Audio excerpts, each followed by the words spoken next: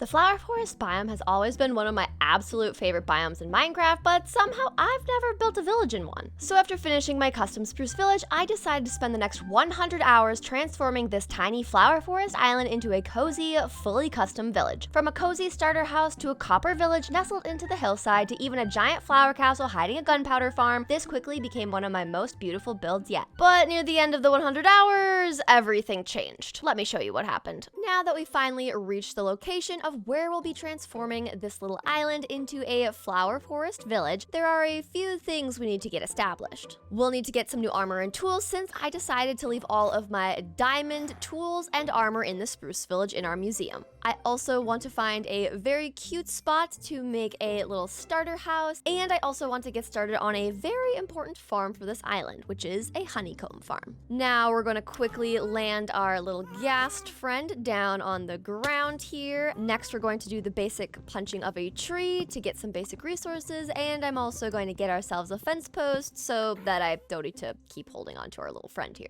And this should be the last log. There we go. Doing the basic starting Minecraft things all over again. Feels a little bit strange, but at the same time, it's always a fun time. So we'll get a pickaxe for me and a fence post for our friend here, and we'll leave them right there.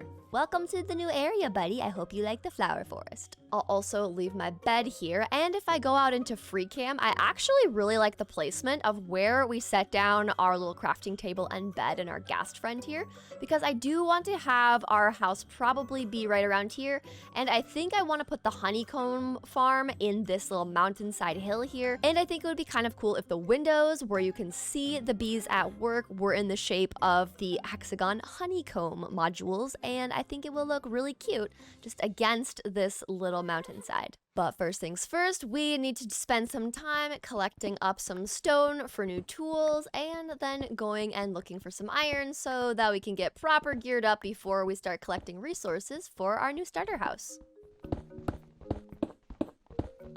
We've got our first stone pickaxe of the flower forest village and our first stone axe. I also think I'm gonna use some doors because I did see that nearby there are kind of some caverns. Some of them have water in them, and I feel like doing some water caving could be an easy way to hopefully find ourselves some iron somewhere. Oh, there we go, perfect.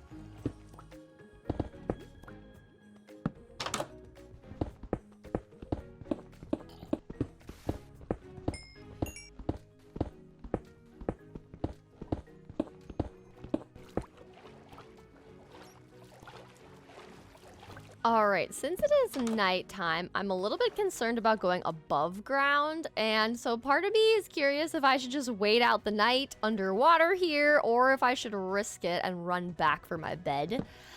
This could be a mistake to start out this little flower forest village, but honestly, it wouldn't really be a red video if I wasn't, running for my life from mobs and things. So let's just see if I can get to my bed. I don't see anything around me, so we're gonna risk it. We're gonna sleep. Okay, there's a skeleton up there, but no creepers, so that's pretty good. Okay, perfect. All right, we've got our furnace. We've got 31 pieces of iron. We'll use the coal from the last village that we have, get that all smelted up, and then we can start collecting some resources for our new little starter house. And while we wait for that to smelt, I do need to collect up some wood because we're going to start making some campfires to put under some beehives that we find as we're exploring this area.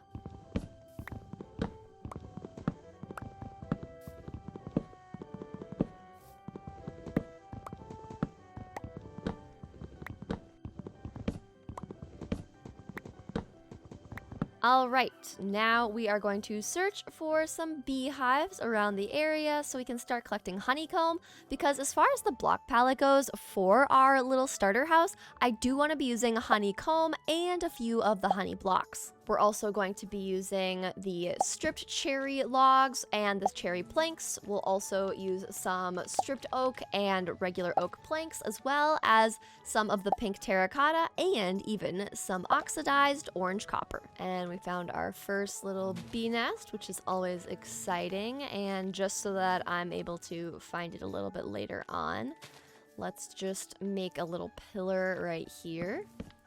And we'll use a torch so I can remember where it is, and then we're able to shear this honeycomb. I'm just gonna clear out some of these trees above me to make it a little bit easier to see. There we go, we got some honey from the first one. All right, let's go around, find a few more of these little beehives, and see how many we'll end up having around our area.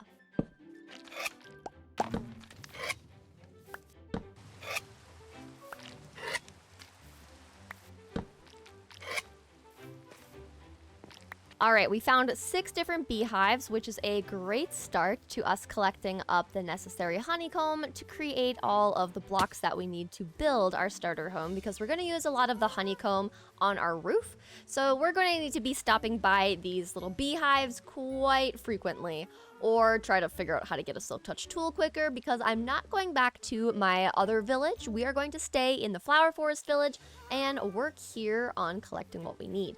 But we are going to be using the honeycomb block, so we do have a long ways to go as far as collecting resources goes. But one of the resources that will be easier to collect up is some oak wood. So I think what we'll do is we'll first and foremost, we will start by getting some chests set up in the classic start to Minecraft, and we'll place all of those tools and resources that we're going to be using. And we also have our first wooden pickaxe of the flower forest village, which we'll use in a museum piece as well. And since we've got that 31 iron all done, let's quickly make ourselves some armor. We'll do a full set of iron armor. And there we go. We are already a little bit more geared up and safe. So if I do come across skeletons, I won't be getting into trouble. And we will make an iron axe and an iron pickaxe for starters. Now, one thing that I am okay doing is going back to our previous storage areas and raiding the resources that we do have. So what I think we're going to do is we're going to take our little happy ghast friend, and we are going to make our way over to our other village, and we are going to grab a bunch of the oak wood that we have over there so that it makes it a little bit easier for us to be able to get everything we need to start building our starter house. Once our friend comes back down to visit us, that is. There we go. All right, now let's go back to our little spruce village storage cellar where all of our items are and collect some resources. We're also going to need to go over to this Badlands Mesa because I need to collect up a bunch of terracotta and turn that into the pink terracotta. And on a previous live stream, I did raid a trial chamber which had a bunch of the waxed orange copper, so we're also gonna go back down into the caves to collect a bunch of that too. But first things first, let's head back to our spruce village. Now, while I'm here collecting the copper, I do like the idea of every village that I have getting to keep a happy ghast, because if I go into a free cam, just having this little guy kind of float around, moving, just adds some life and movement to the area. And since we hatched that one over there and missed the in-between stages, hopefully we'll be able to catch this guy's in-between stages. And in the meanwhile, we just go back to collecting all the resources we need for our starter house. So we spent the next bit of time collecting up some oak wood, cherry wood, a bunch of terracotta to turn to pink terracotta, and a bunch of copper from the trial chambers.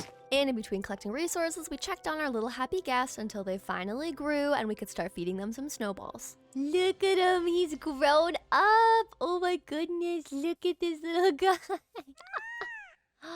Oh my gosh, the ghastling sounds so happy! Look at you, buddy! Can I just like spam these and you grow up? Yum, look at you. Oh my gosh. And they have like a little pink underbelly. They kind of look like a cow udder, but in like a cute little critter kind of a way. But for now, I'm going to just have them be tied up here so they don't wander too far. But look at him. It's so cute. Oh my gosh. The happy gastlings are just so adorable. I love it. With our ghast grown up, we put their new harness on and brought them back to the flower forest biome.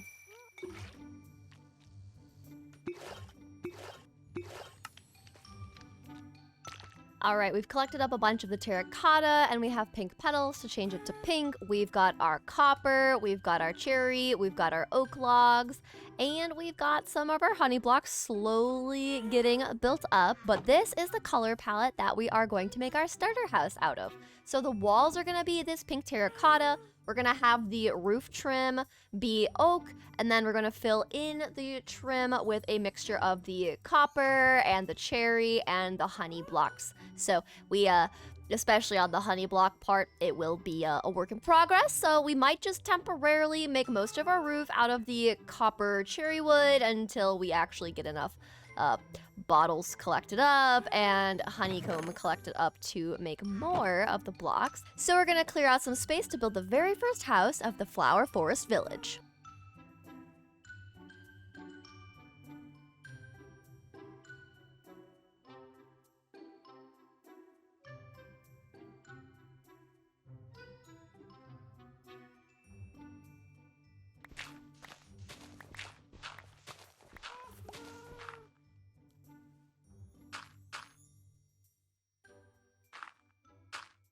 All right, I've cleared out space and going into freecam. This is the footprint of the house. I am gonna keep it relatively small because we are gonna add some other things up on this hillside here. So I do want to just keep this small. And because I'm also kind of thinking that this will be our starter house, but I kind of wanna build an actual storage house at some point, which is also why there's more space over here, because we could definitely add something like that on the sides here or into the mountain. We've got options, but since this is the footprint, we're just going to get building and add in our walls, our ceiling, and our roof.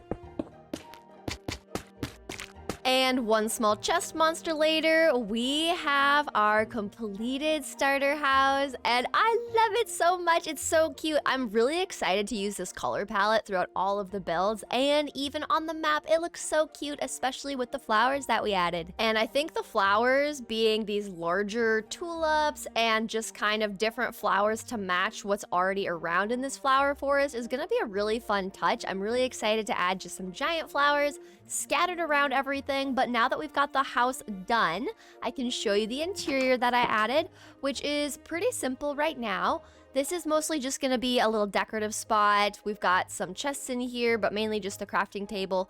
Really, this place is gonna be the storage for this area underground, and then this is just the starter storage, so if we do need to expand this, we can, and we can just keep going down this way if we need to. But I also think it could be nice if we just make a genuine storage build. But for now, we've got our bed, we've got storage, we've got crafting tables, and I think this is really cute. Now, the next thing that I want to work on is behind the starter house on this cliffside hill here. And this is where I want to add in our automatic bee farm for the honeycomb and the honey bottles. So I'm thinking we'll get at least 3 different honeycomb hexagons right here, and we'll just work on carving out the side of this mountain to make those shapes. I think as far as the glass color, we'll probably use some orange glass, maybe some yellow glass. But then I did bring a bunch of iron, we've got sticks, we've got gold and redstone to be able to do all of the redstone stuff to make this auto farm work and function. And I think it's gonna be a really cool backdrop to have our little honeycomb hexagons just in the background of our little starter house for our flower village.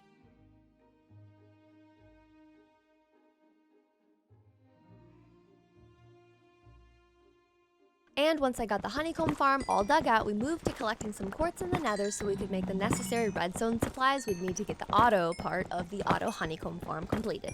Back in the overworld, we set up the campfires, beehives, flowers, and we led some curious beads into their new home. Then we started working on the redstone portion of the farm. Once we had one side of our first hexagon completed, we started on the other side till it was all set up as well. We then spent time breeding up the bees to fill the hives and then started working on the honeycomb collection system, which was harder than I thought. Alright, so I thought my idea was clever to have this minecart looping between the 2 sides that have our bees and the honeycomb getting collected, but as soon as it stops to drop off any of the honeycomb, it just gets stuck, which then means that it wouldn't pick up any other honeycomb because it gets stuck. So I have to rework this, which means probably just keeping it on one of the sides and calling that good. So we're just gonna grab this guy, if I can. Oh my goodness, can I even grab this? Here we go. So what we're gonna do is move this little setup over to one of the sides over here, and hopefully this will work much better. So after setting up the farm's redstone again, just to have it not work either, we scrapped the whole redstone idea and just set up a ton of hoppers in a line, since on a live stream we had set up an iron farm at spawn. We officially have all of our honeycomb blocks able to be crafted up, which means that I can finish the exterior of this first little bit right here. We've got all of our honeycomb blocks, and I just literally needed 4 right in these corners. And we've got one of our little beehive honeycomb guys all completed now. And if I back up in freecam, this is what it looks like. Of course, because there's so much stone here and I want this to look prettier, we're gonna get some grass here, probably some moss. But I think this looks really cute. And then we're just going to dot probably another one right in here, and then another third one up here a little bit higher, so there's some variety to the dimension and they're not all just on the same one line. But I think this looks really cute, and I think we'll also incorporate some honey blocks to this, and maybe we'll have some like honey dripping out of here, something like that. But I think it'll look cute. But for now, we can close this and we can just start getting our spruce collected up, put all of our redstone-y bits away, and get to work on the other 2. I'm a little bit embarrassed by how long it took to just get this one little honeycomb beehive section completed, but luckily now that I know that I'm just gonna use the hoppers in order to collect all of the honeycomb, the rest of this should go a whole lot quicker.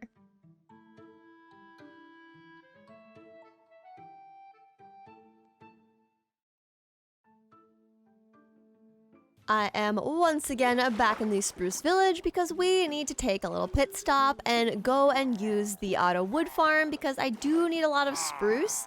And even though I could easily just farm it with some spruce saplings and use what I have collected up so far, I figured we might as well use the farm that we created. So let's swim our way down and go do some chopping of some wood. Well, I guess it's more of like exploding the wood, because we just kind of stand there and let the TNT duper do its thing.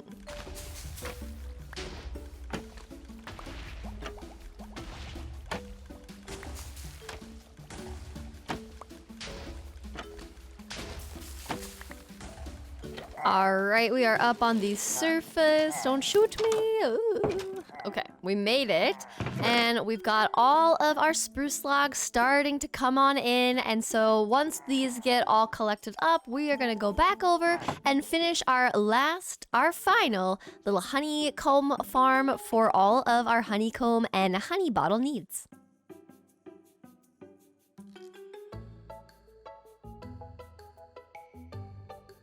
All right, we're back down in our cozy little skeleton XP farm because I need to collect up some more bows for building up some little dispensers.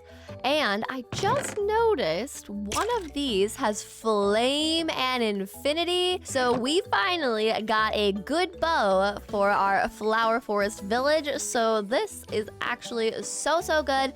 And I will continue to use the villagers from the spruce village so we can easily go get ourselves some mending on any of the armor that we collect up once we finally go get diamonds, and fortune to get some more diamonds. And we're just gonna hang out here slicing some skelly toes to finish out one of our honeycomb modules. As we sliced some skellies, we were adding the bows into the crafting table to make enough dispensers to complete the last honeycomb farm, getting all the last bits of redstone farm mechanics in place until we were finished.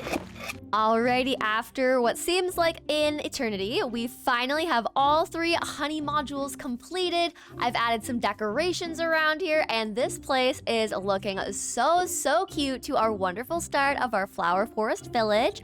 We've got our 3 little honeycomb hive modules. I've started adding some honey blocks outside so that it starts to look like we actually have honey dripping and coming out of our little honeycomb auto farms. We've got lots of honeycomb already getting all collected up. We've got our orange flowers to match the orange aesthetic we're going for inside the hives here.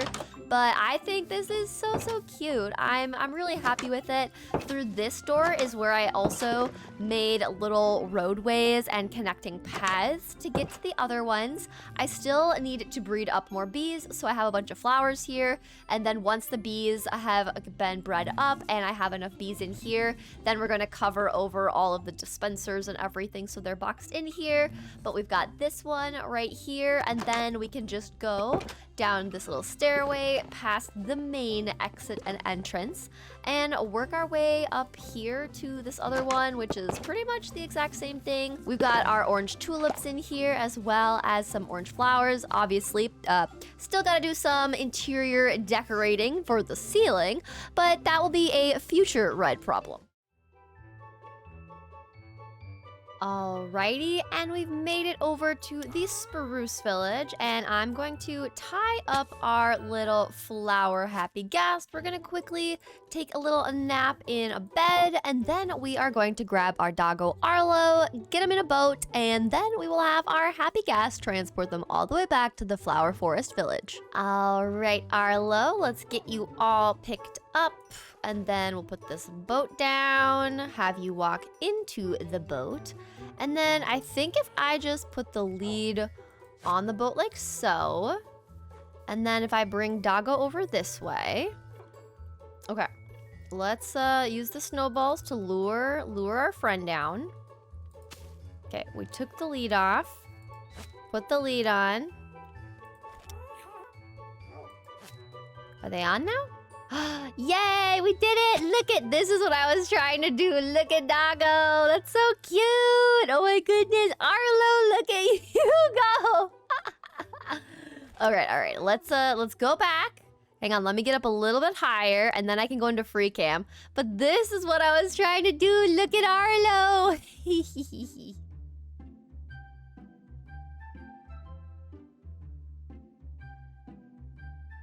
All right, and we are home. Now, I just have to figure out how to get Arlo out.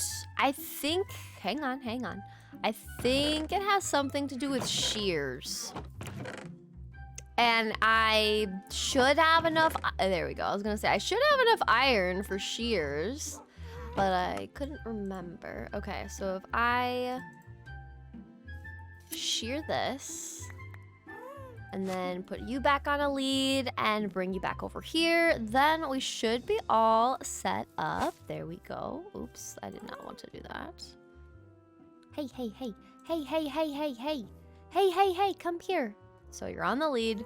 Now you're tied up. Okay, perfect. So we've got Arlo over here because we are going to bring Arlo to every single village that we transform, because in real life we have a little white Swiss shepherd pup named Arlo. So of course we have to bring our very bestest buddy with us to every new village. So we have Arlo now, and now we have to figure out where we want to put our little sunflower windmill.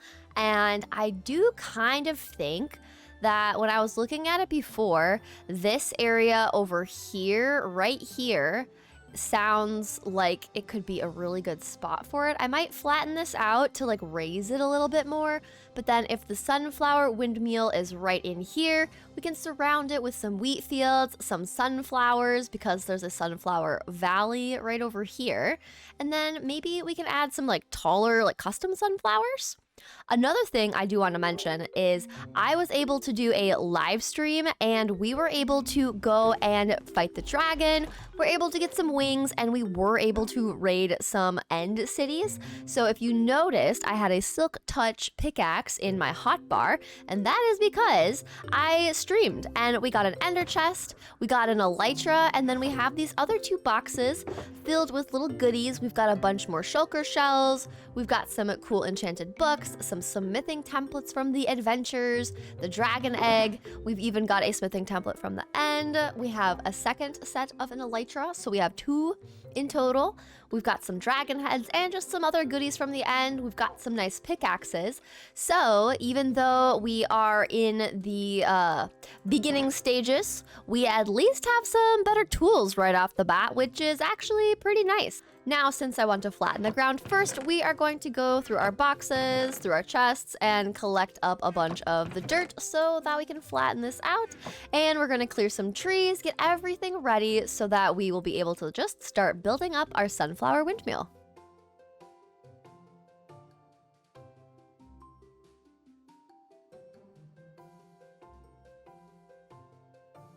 All right, we've gotten space cleared out big enough that I think this will be a perfect spot for our sunflower windmill. Now, if I zoom out in freecam, this is the space that we have, and I think it's gonna be perfect. So the windmill itself is gonna go right in the middle. And I'm thinking, since I want it to be a sunflower windmill, that the base is going to be a pot. We're going to have a long green stem, and then the windmill blades are going to be the yellow sunflower petals. Now, we are going to use a bunch of the terracotta in order to create the pot that we're going to have our little sunflowers sitting in.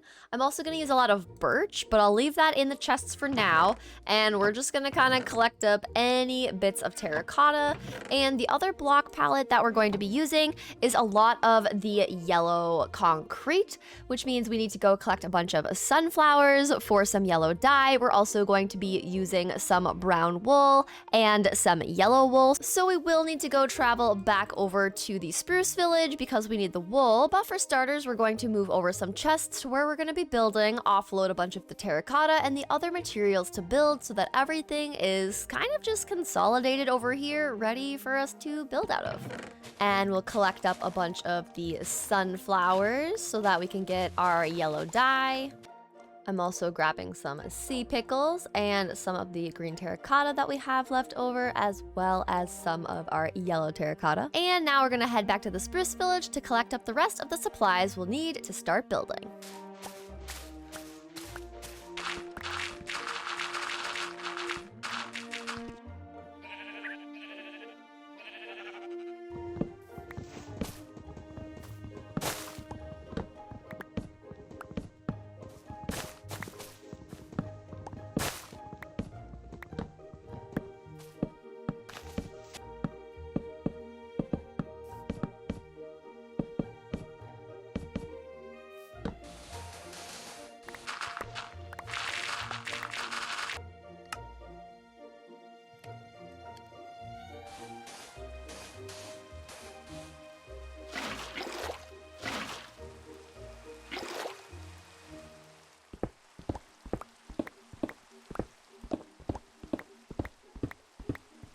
All right, we've got the terracotta for the pot, we've got the yellow wool, the yellow concrete, and the yellow stained glass for the petals. We have the brown concrete for the center of the sunflowers, and we've got a variety of other decorations that we're going to use along the way. So let's get building our sunflower potted windmill.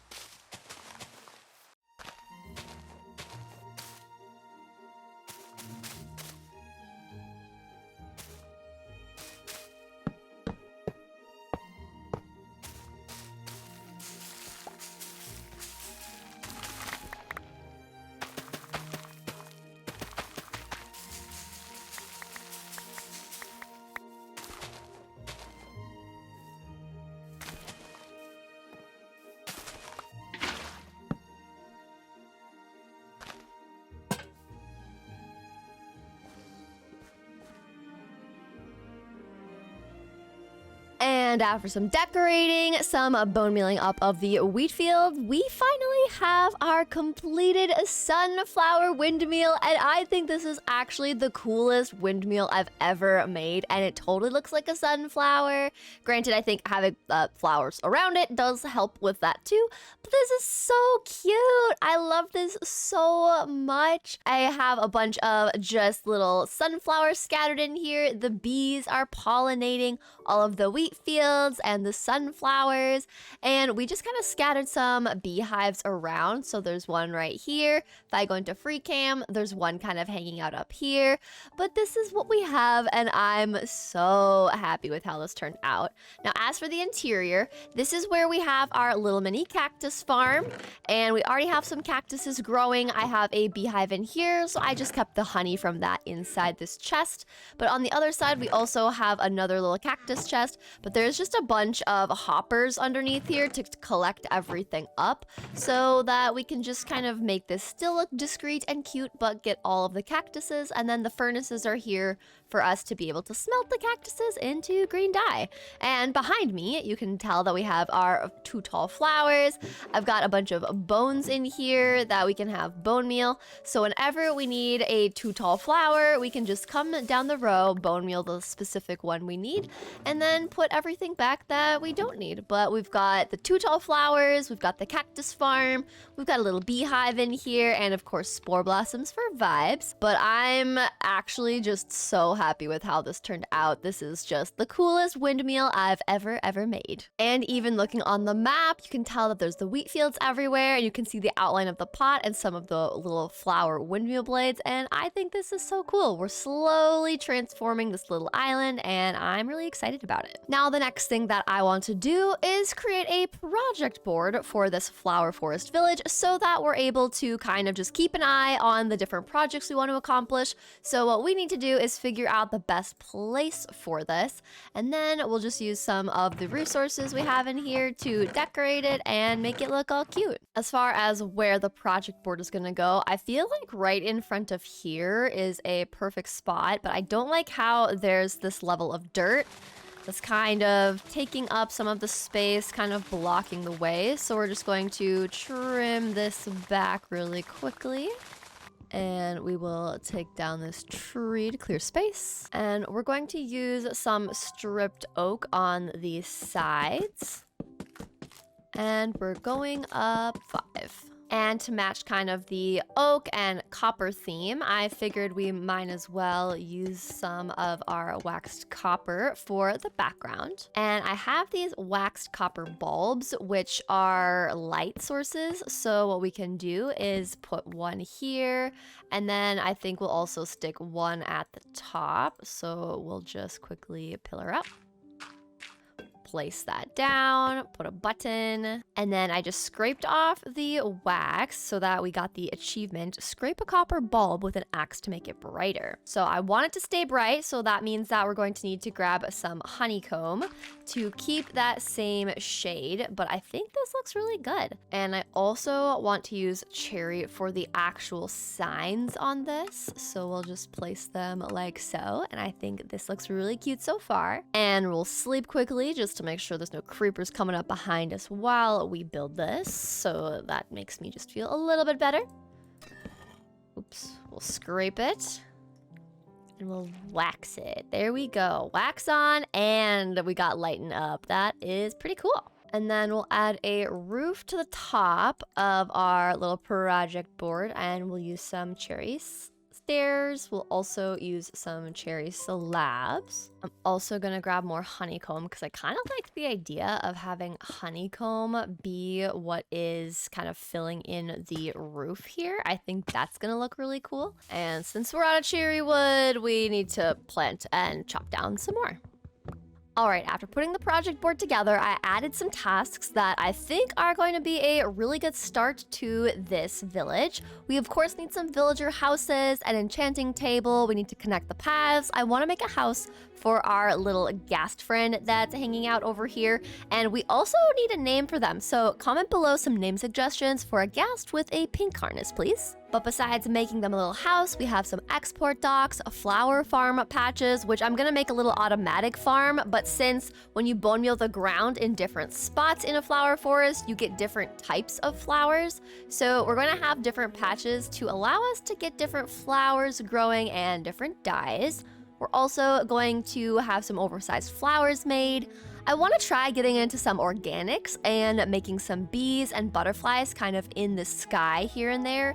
And then it'll look really cool to just have some of them floating and flying above our little flower forest island.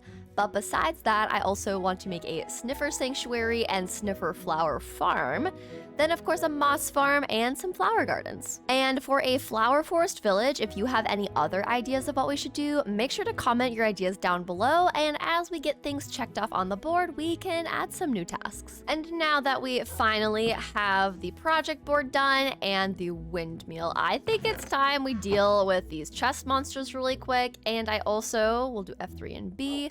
Want to move Arlo inside our little house here so that he can be outside of the rain. So we'll just move Arlo in here, and then we'll spend some time getting all of the chests and things put away downstairs below us. And then there's one more thing I want to do that is a really difficult task and actual Minecraft achievement to do with villagers, but with the ghast added, I think it could be a whole lot easier. But before we do that task, let's clean up this chest monster.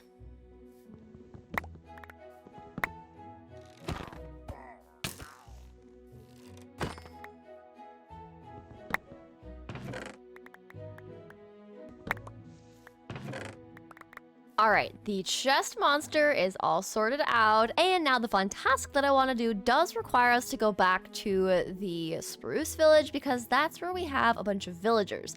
And there's also some emeralds there, and if you can't already tell, I want to try to get the Star Trader advancement. The Star Trader advancement is to trade with a villager at the build height limit, and now that we have ghasts, this should actually be a whole lot easier to accomplish. So now we just got to run past our sunflower windmill, up this mountain, over the next, and I really need to figure out a faster and more efficient way to go between villages. We'll probably have to do some streams where I actually just make some nether tunnels and make them look all cute, but for now, we're hopping up mountains. And now that we're back inside the spruce village, we're going to take some berries, trade with our butcher friend. So we have emeralds to trade with the Star Trader. Now, the other thing that I really want to get is an unbreaking villager. Since we do have wings now, I really think it would be great if I could have some wings to fly around with that aren't going to break easily. And I already have a mending friend, so all we really need is unbreaking. So we're gonna take a lectern and go visit our villagers inside their little house here and roll one until we get an unbreaking friend.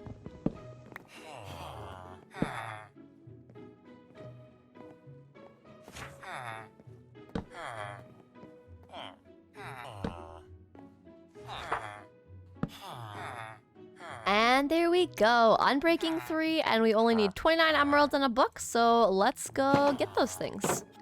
Then we can buy and lock in our unbreaking 3 friend. All right, we've got additional emeralds, we've got snowballs for the ghast, a boat and lead for our villager, and we've got extra books for once we are up at build height. So let's first start by getting our villager out. Now the villager is out of the little house. We'll drag them over to where we have Gaston, because Gaston is going to be the easier one to use since we're already in the spruce village with the villagers. So let's just get our little villager moved over. Okay, lead is off. There was a lead for the boat. So I go like so. There we go, villager is attached, and now I'm on top of Gaston, and we have liftoff. Now let's go all the way up to build height and see if this works.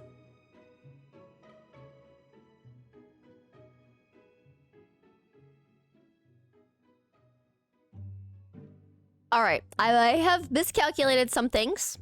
We are currently at 802 feet, and I just realized something. I didn't know that even if I shift and crouch, I can't place blocks on the ghast, so I don't even have a way to get down to be able to trade and even reach this guy. So this does mean we have to bring them all the way back down. And honestly, I still want to be able to complete Star Traders. So I think that is one of the advancements that I want to work on, because one of the things that I think would be fun is if we are able to slowly over time complete all the advancements in the game. I just think that would be a super fun way to work through our forever world. All right, we are back down on the ground, and for now our little Unbreaking 3 friend is gonna stay here because we have a lot of blocks to collect in order to get to Star Traders. So what I'm thinking we'll do is, because we have the ghast, we are going to still use them to get our friend all the way up there.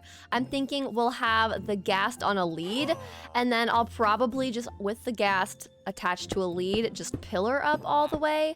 And then once we get to build height, I'll create a platform, and the ghast will be able to drop the villager off on said platform. We'll make the trade, and then we'll just pillar our way back down. There is a potential that a lot of different things could go wrong, but that is the fun in trying things like this out for the very first time. We'll just hope this little guy survives it all. All right, we've got stacks of stone. We've got a bunch of things inside our ender chest, and I'm hoping that this works. I really hope my idea works. Otherwise, this is kind of a waste of time, but then, you know, at least maybe I'm trial and erroring something for you guys to learn from my potential mistakes. So step 1 is to hold ghast on lead. And then step 2 is to start pillaring up. If I die, man, this is gonna be awkward. All right. Oh gosh, okay. I need to be crouched, this villager. Okay, I need to stay ahead of the villager boat. Okay. And I need to make sure the ghast doesn't push me off, because that would also be bad. Okay. So far, so good. Star Trader advancement, here we come.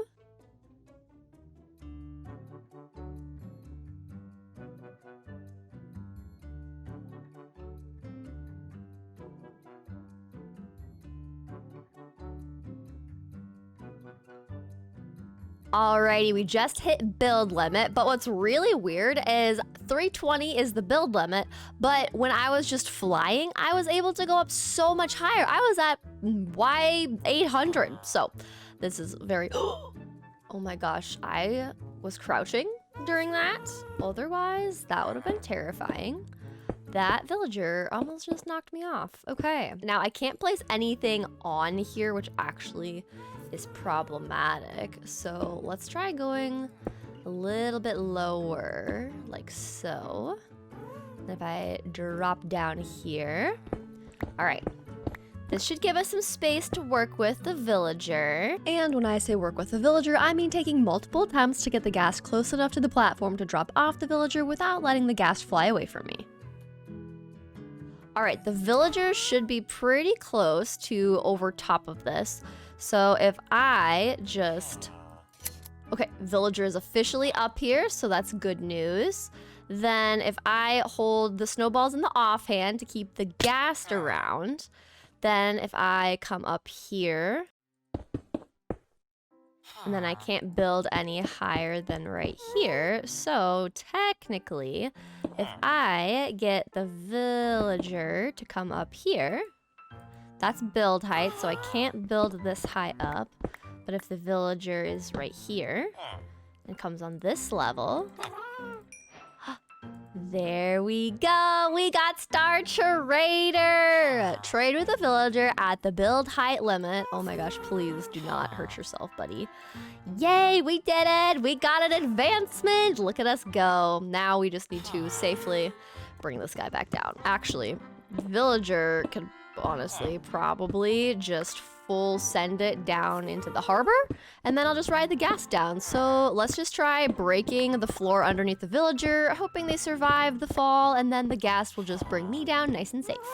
You know, even though this was a bit chaotic, it also was pretty fun to be able to get the Star Trader using the ghast. I think that worked pretty good. You know, it didn't have the same effect as I initially thought, just like flying up with the ghast would have. But we used the ghast to be able to get Star Trader, which is a pretty fun way to get that advancement. And now for the moment of truth. Hopefully they will survive. Oh, they're just down there. Okay, cool. And actually, for the sake of not having a giant pillar of stone, I'm just going to dig our way back down. And looky there, our villager made it down safely. I'm really glad boats work so well. And we have our ghast friend following us for all of their snowball needs. So everything worked out perfectly. All right, we've got our villager in place. So Unbreaking 3 and Mending are now together. And I'm gonna bring these Unbreaking 3 books so that we can add them to our wings. And we're also gonna take a quick little pit stop over at our Mending friend to grab a Mending book for our wings as well. And we'll grab some spare mending books. And now that we are back inside the Flower Forest village, I'm going to set up a anvil right here, and we're going to add our books onto our wings. So first we'll combine an Unbreaking and Mending book, 2 versus 3. So we'll go with 2. And then we will call our wings the usual little wings. And now we have Unbreaking 3 and Mending wings. Ironically, my only issue is I don't have any rockets or gunpowder or anything of the sort, but at least we've got our wings now. I also want to go caving so that we can upgrade our armor from this combination of gold and iron to some diamonds and get it enchanted in our spruce village so we can go take on the wither. Because for today's episode, where I want to place the Sniffer Sanctuary actually needs a lot of terraforming, and a beacon would be so nice for that. To give you an idea, I'm thinking that what we'll do is this area right here will be a nice path kind of going up the side of this little mountain here, but I want to have the Sniffer Sanctuary be right in here, and we'll actually kind of carve into the mountain, and then we'll have some large pitcher plants kind of outside. We'll build some organics, and then we'll just have our little Sniffer Sanctuary inside the mountain. And I've carved out my fair share of mountains without beacons, and frankly, I can't be bothered. But what I can be bothered to do is see what they got. Efficiency to not exactly what I want. I already have sea pickles. Yeah, I don't need any of this, but I will take the leads if I can just place down a boat. Calmly take your friends. Thank you very much. F3 and B so I don't hit them again. And there we go. No one was harmed in the taking of these leads. This time at least. Now, before we go looking for the sniffer eggs in the warm ocean and crafting up a little brush, I really need to get some gunpowder because I want to make some rockets so we can actually use our wings, because we're going to need to fly our way all the way over to this warm ocean by where we're going to have a coral village to look for some ruins, since this is where you can find sniffer eggs potentially. So we're just going to make a sword and wait for night so that we can get ourselves some gunpowder. But while we're waiting for nightfall, I'm going to quickly run over to our spruce village, and we're going to check to see if we do have any gunpowder already there in some of our chests. And I'm glad I checked because we have 18 gunpowder, and I think I had sugarcane. Yes. Okay, perfect. We can make some rockets, and we can already go over and look for some sniffer eggs. All right, let's take our first flight around the village. Look at this. Oh, we have flight. We can fly around our spruce village over the wolf sanctuary. Look at this. It's so cool when you're able to see everything from further up. I love it. But let's not waste the rockets since we actually don't have that many. Let's go get a copper bit, and then we can go off adventuring looking for sniffer eggs. And look at our little windmill. It's so cute. And yes, I did say windmill. I know I get a lot of comments of people being like, it's windmill, not windmill. And you know, tomato, everyone says it differently. If I keep saying windmill, you can keep commenting, but I don't know if I'm gonna be able to change how I just say it. But I do see your comments on the fact that I say windmill. And I'm sorry if it bothers some people, but you know, tomato, potato, we're just gonna roll with it. So with our brush made and it being night, we quickly grabbed some more gunpowder, spotted a buried ship that we looted but didn't have much, so we continued towards the warm ocean.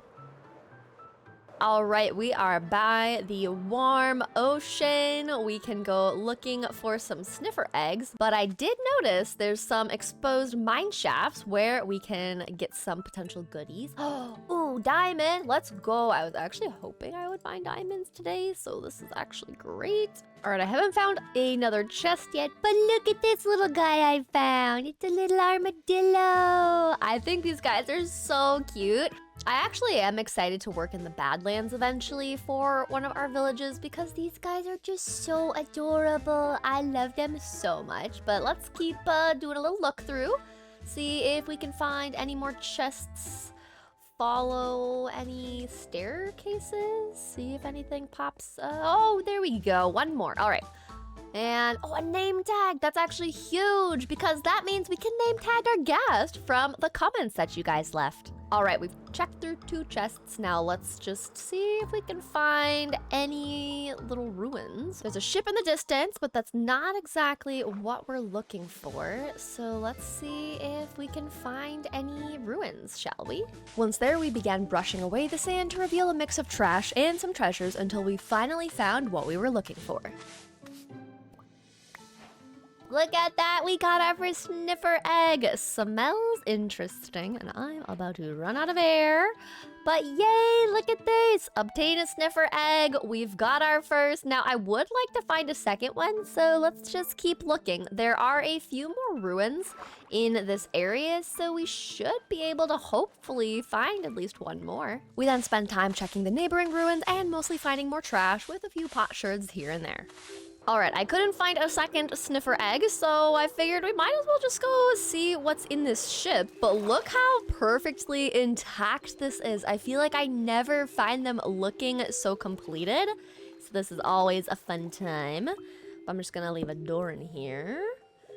There we go. And, oh, a second diamond. Let's go. I'll need a bunch more for armor, but you know, we'll take 2. And I don't want anything from this chest. Let's just go down and see if this buried treasure... Oh no.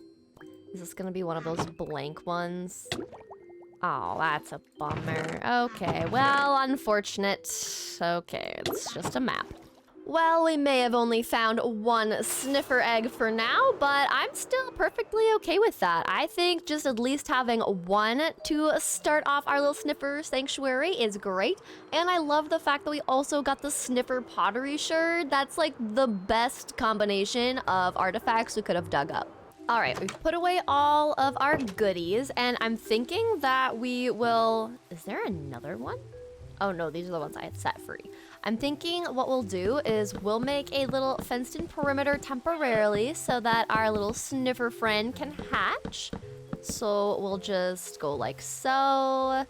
We'll replace that grass with some moss and get our little friend all hatched up a little bit quicker with some moss. And now that our little sniffer friend is all ready to hatch in their pen, I realized that in the spruce village, we still have a ton of diamonds to make some new armor, and we have some new armor trim templates that we can use for some new fancy armor for our time in the flower forest biome. And now we're gonna go back to the spruce village, grab those diamonds, make some armor, and then we will get ready to go get some more wither skulls. Oh yeah, we definitely have more than enough diamonds for a full set of new fancy armor. And then we're also gonna go and enchant it on the enchanting table here. Now, instead of making a new enchanting table in the flower forest village, I think I'm just gonna keep using the one in the spruce village because I like the idea of needing reasons to come back and visit our past villages we've completed for specific things. And we're gonna take all our new armor over to the enchanting table to see what enchants we can get.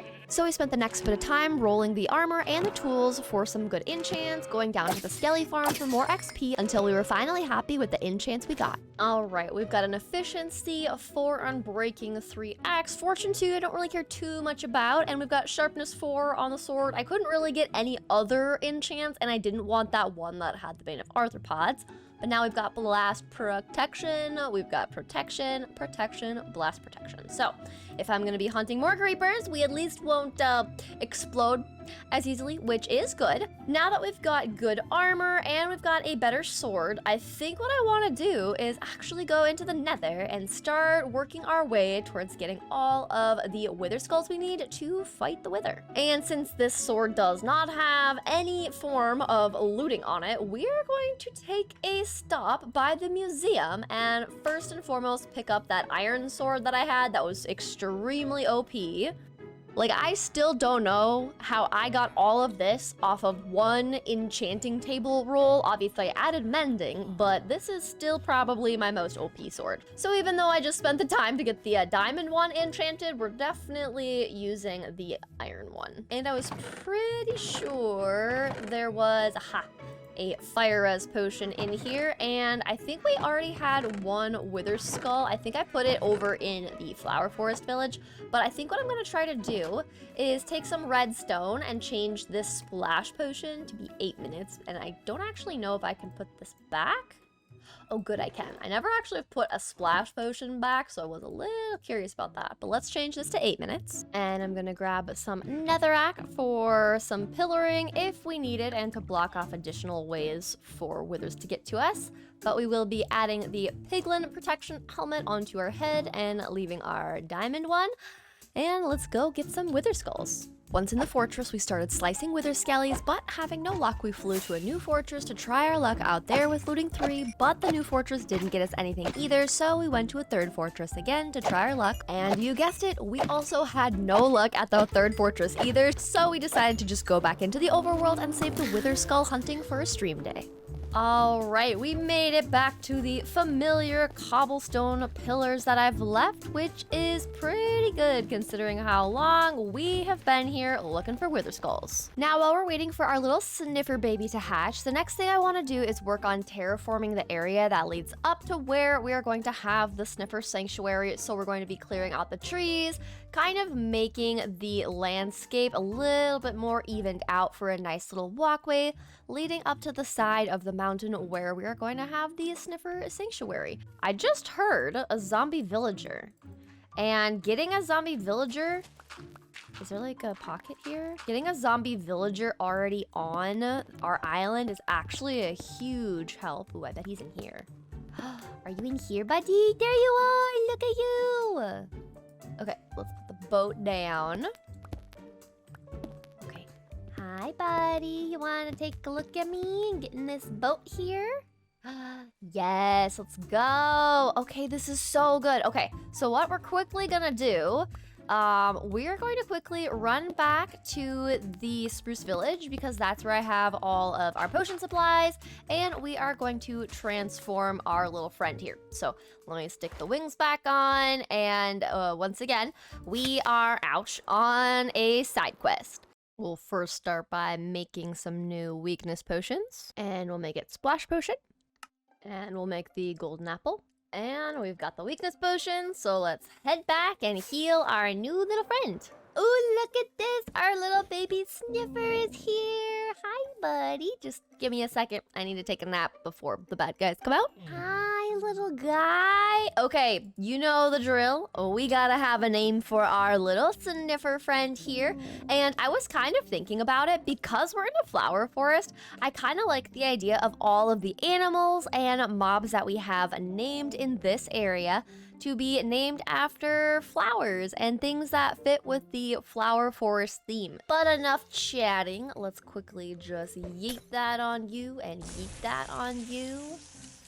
I'm actually going to quickly light this up just so no other baddies try to come and hurt my friend. Okay, maybe we just block this off. I don't want to have to deal with anything else coming for him.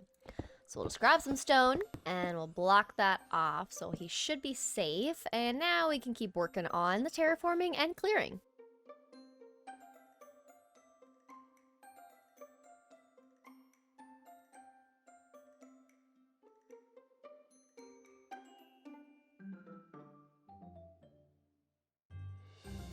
All right, we've got a nice little path started smoothly winding up to where we're going to place the Sniffer Sanctuary. I am going to get some slabs to put in between the different layers so that it's easier to walk up.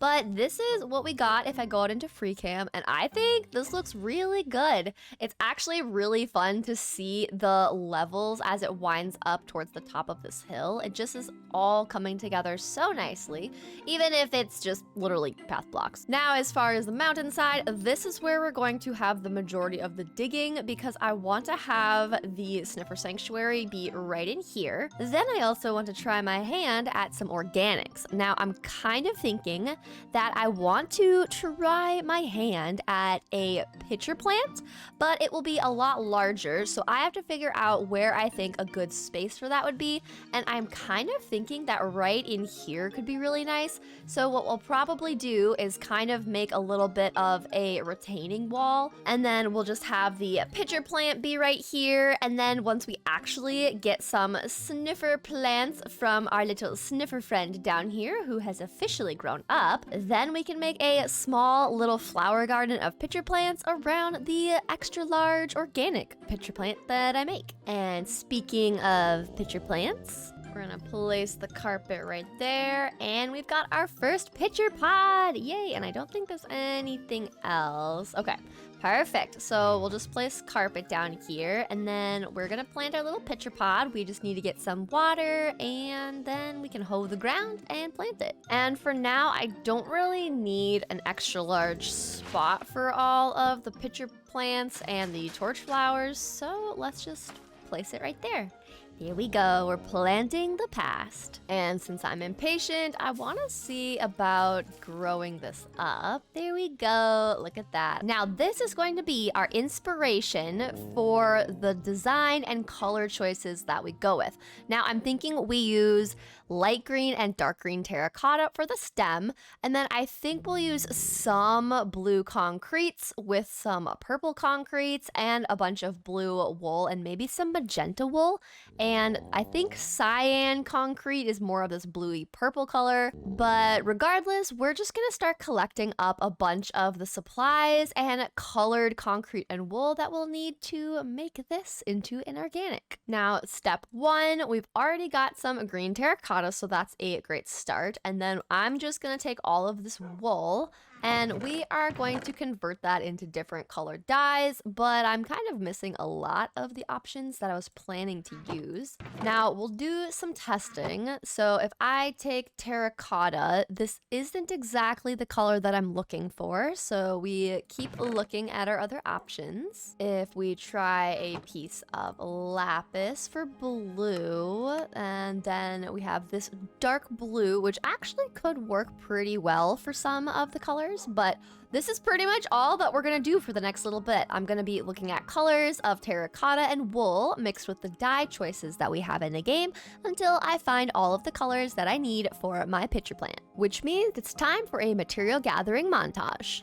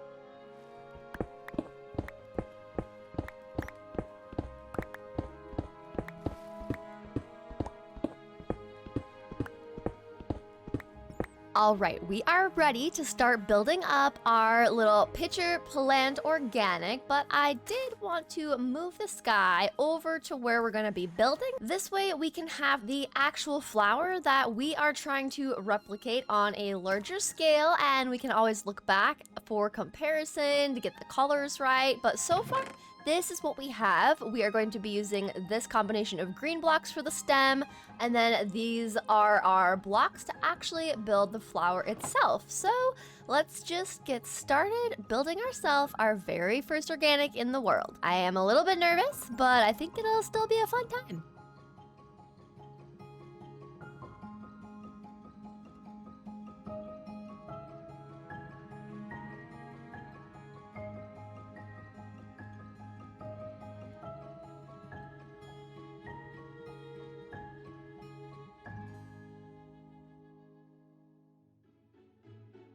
And just like that, we've got our oversized pitcher plant all completed, but do I have a story for you guys? If you notice, my tools are no longer mostly diamond. And that is because I was on stream and I decided to fight the wither, but after dying to the wither, my game glitched out and I actually lost all of my gear, so all I was left was some empty bundles and some deep slate. So after we finally got out of the cave, we re-geared with unenchanted armor and we went back down, died a few more times, but we finally killed the wither and we got our nether star finally, but at what cost? I definitely didn't expect to lose all of my stuff in that wither fight, but we must press on. So if you're curious to see how that entire fight went and everything that I'm talking about, in the description below I will link that VOD so you can see the process of getting this nether star. And unfortunately, in the midst of all the death, I also lost my wings and my ender chest, which had my backup set. So I do have a diamond pickaxe and we are going to quickly go grab some more obsidian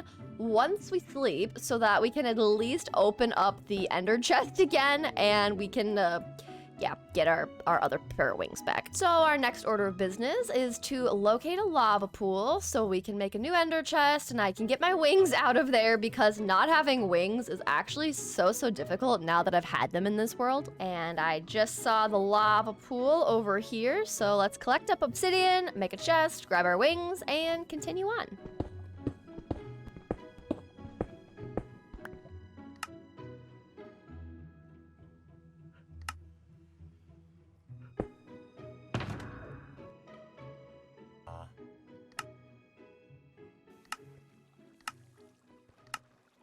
All right, I think we have enough of our iron blocks and we've made the beacon. So let's put this guy down somewhere over where we're gonna be working. Part of me kind of wanted to stick it underneath our pitcher plant and then have the beam coming up through the top of it, but I don't know if that's gonna reach over here. So I think we're literally just gonna put it on the top of the little hill here, just out in the open, and we'll just see how this works.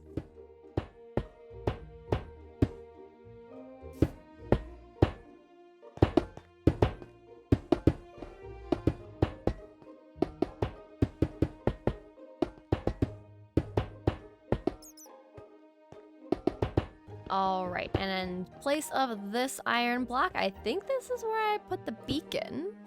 Am I right? Yay, let's go. We've got a beacon. Bring a beacon to full power and construct and place a beacon. Yay, and I've got iron, so I think I want haste. We'll do haste 2 so we can be super speedy while we're here. And we wait for the effects to kick in. Haste 2, there we go. Now we can start tearing into this mountain and making our little sniffer entrance. And I'm trying to figure out exactly where I want to dig into it. I feel like if there's a space big enough here where I can maybe make like a little statue, then right in here is probably where we'll start digging out an archway into the mountainside. So let's just say we'll start right here and then dig it out. If I step back, let's make the arch go out to like right here. I feel like that'll be good. And I want to make sure it's 1, 2, 3, 4, 5, 6, 7, 8 uneven. So we'll move this over by 1. So we'll go to right here. All right, now let's just get digging a little bit faster. Okay, before we start, I'm gonna go and enchant a efficiency diamond shovel real quick, because even though we have haste, unenchanted iron is just not gonna do it for this. All right, we've got an efficiency unbreaking shovel. We've got an axe. Does have fortune 3, not the best, but I'll take efficiency and unbreaking. And we have an efficiency 4 pickaxe. So let's get to carving. Oh my gosh, yes, that is so much better. Look how fast we're going. Yes, okay, this is perfect. Let's get a Sniffer sanctuary all set up.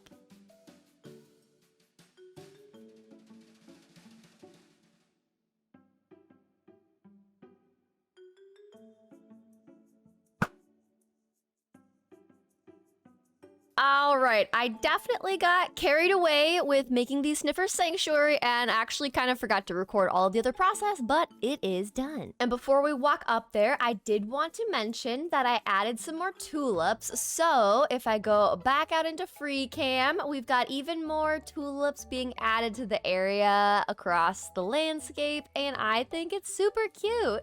But if we just make our way up here, I'm slowly, one by one, getting pitcher plants here. Eventually, I want this to be a little pitcher plant garden all around underneath our giant pitcher plant. Now, since we only have one sniffer, it does take a little bit longer to get all the pitcher plant seeds, so that'll be a slowly over time project, but it will look really cute when it's done.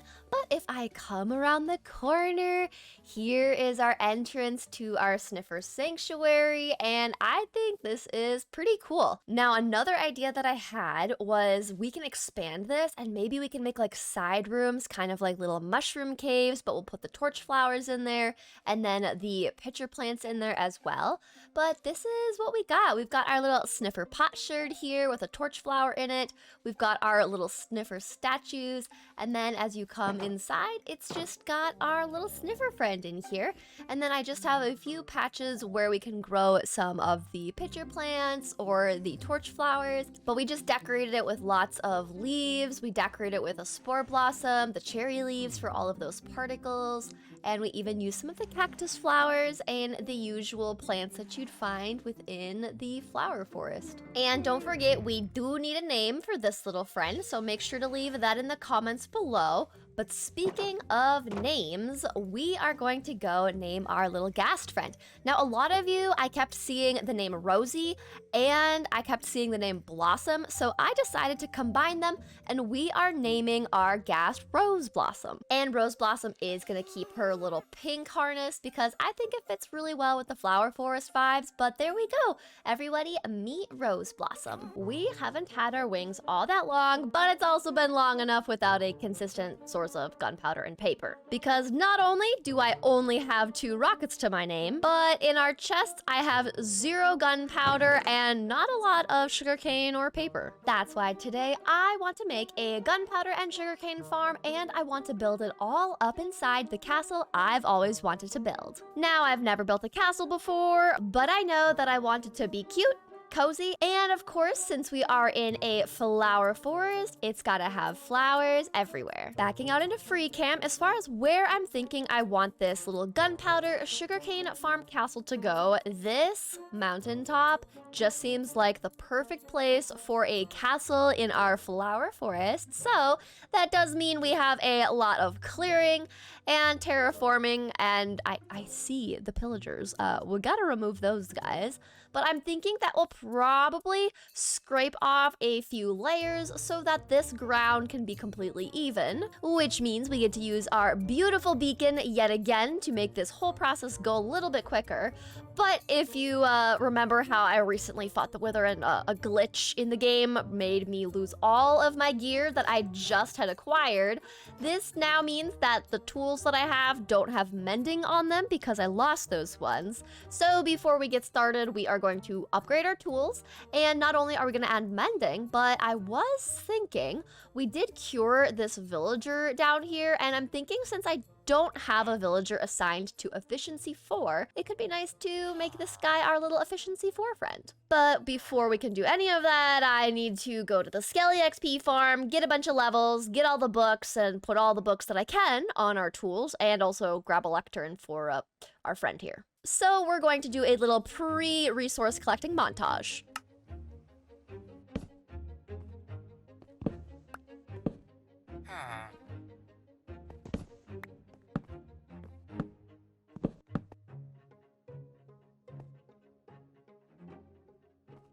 Huh?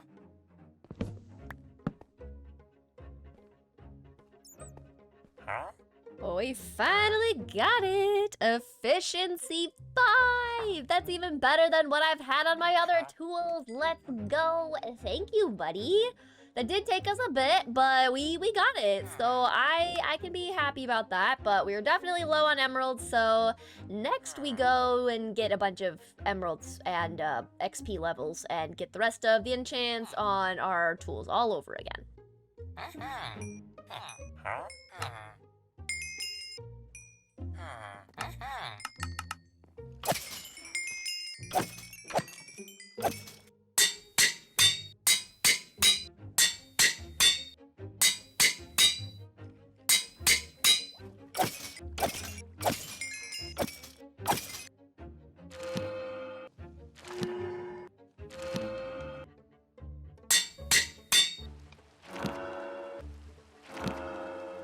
So I just noticed that I do not have my pickaxe in my inventory anymore, and I think in the midst of me clearing my inventory of all these other random things and just putting them on the ground like this, I think I accidentally threw away my pickaxe, and I think it despawned and it was efficiency 5. So that is a big bummer, but I mean, what do you do, right? Now we just have to still get ourselves a pickaxe again.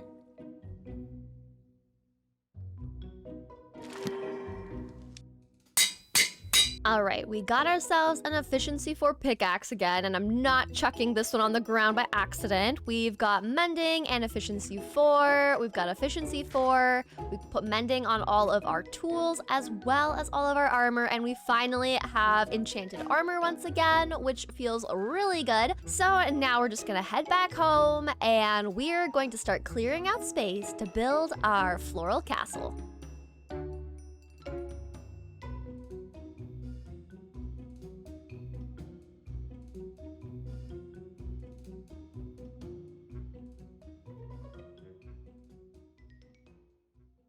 And one time lapse later, we have a giant space cleared out on top of this mountain. This actually looks so crazy that this is what it looks like now compared to the before. But this is gonna be such a perfect spot to build a castle.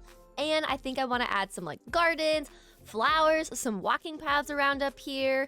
Even on the map, it just looks like it's ready to be transformed into some really cool landscape builds. Definitely gonna add some giant flowers up here. Now, the next thing I wanna do is show you guys the color palette we're going for. We are going to be using this pink terracotta. I also am going to be using some of the copper, and we're going to be using cherry and the honeycomb blocks. I also want to use a bunch of the white concrete. So we're going to have white concrete mixed in with the pink terracotta. We're going to use some stripped oak for part of the interior as well. But we're going to kind of just take this color palette and make our castle just have all of these same color combinations just on a larger scale. Which means, unfortunately, we have a larger resource collecting checklist to complete in order to get all the resources to make a giant castle. But luckily, I at least have a shulker box that's already made, and I think we also have some other shulker boxes from when we were in the end before. So let's just make ourselves a bunch of shulker boxes to make everything a little bit easier here. And inside our little too tall flower farm, we can get our light blue dye and then have our other light blue shulker box. Now, the two resources I'm going to need the most of is white concrete and pink terracotta, because for this build, the main square, if I go into freecam, the main square of the build is going to have white concrete walls, and then I do want to have little pillars on all four corners, and those are going to be made out of pink terracotta. So those are the two resources we are going to need to collect the most of, and those are the ones probably, honestly, going to be using up the majority of the shulker box space. But I'm going to clear the rest of my inventory, and we are going to grab the resources that we do have from down here in our little storage room, and then we're just gonna go around and collect up all the resources that we need. So I already know that I have some terracotta in here, which is great. We already have a bit of white concrete, but we've got a bunch of sand and gravel, which is also good. So we're grabbing all of that, all of the white concrete, and then we're going to need a lot of pink dye, and I'm gonna get a bunch of peonies for pink dye for the pink concrete. And we'll convert all of that into pink dye. We'll convert all of these bones into bone meal, then white dye, and we'll just convert a bunch of the concrete powder into white concrete. And since we're starting to collect resources for our castle build, that means this is going to be a building montage, so I hope you enjoy.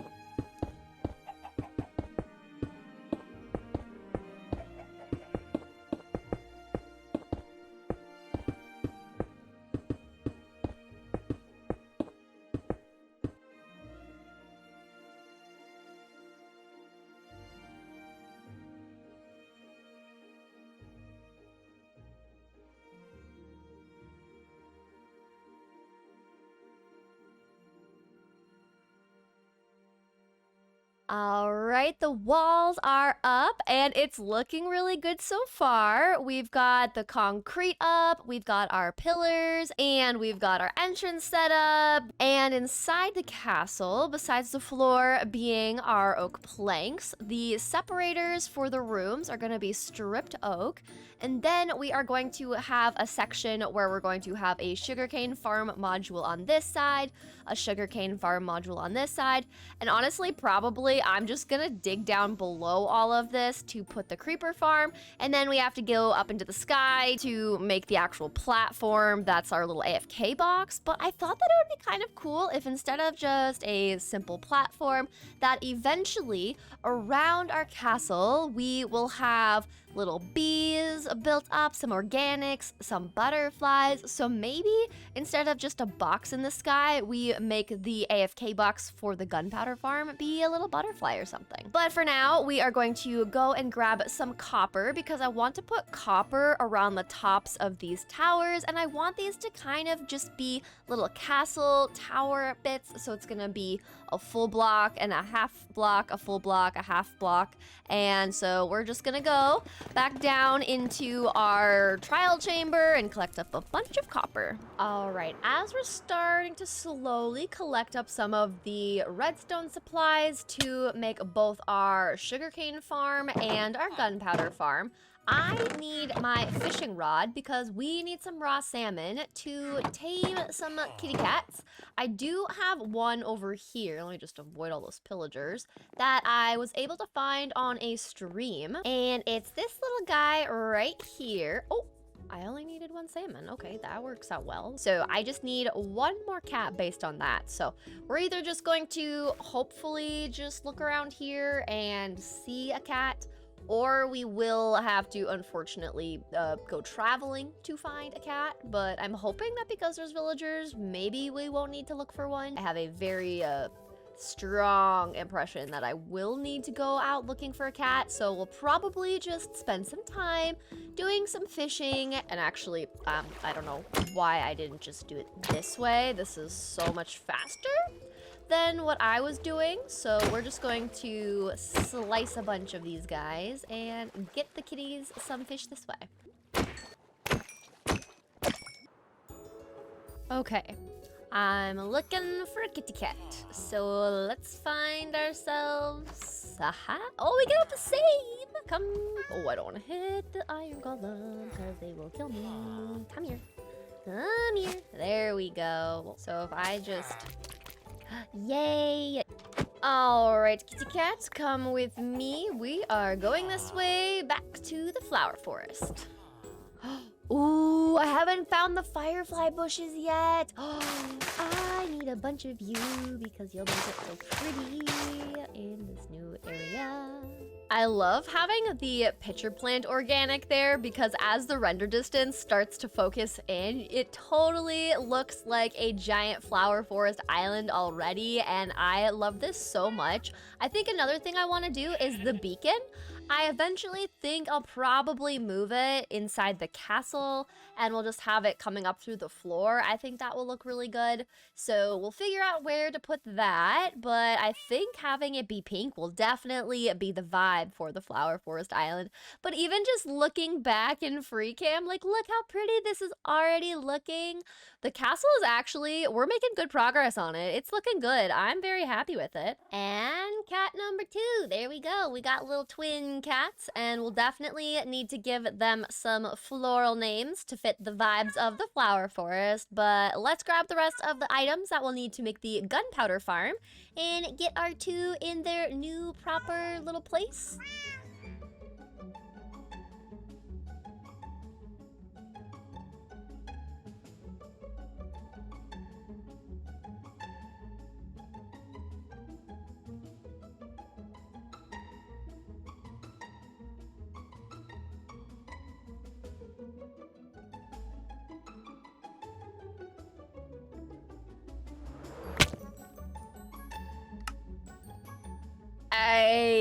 Yep, okay. I thought I was gonna be all cool, being able to just, you know, start at the top of the ladder, work my way down, but clearly not, and it is clearly night, so, okay, yep, it's fine. The woods are growling, I'm fine, everything's fine. I just can't believe I freaking just...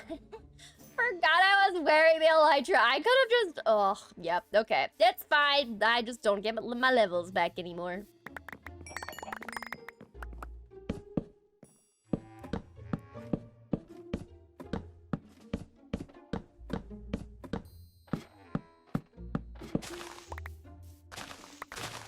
All right, next we're setting up the sugarcane farm, and I'm using mud since it's a little bit lower than the regular dirt. So we're just going to set up 2 sides to the sugarcane farm on this side, and then we'll also do 2 sides on the other side. So we technically will have 4 farms because we'll have pistons on this side for this row of sugarcane and the same over here, and we'll just replicate it on the other side. So let's just get building a sugarcane farm.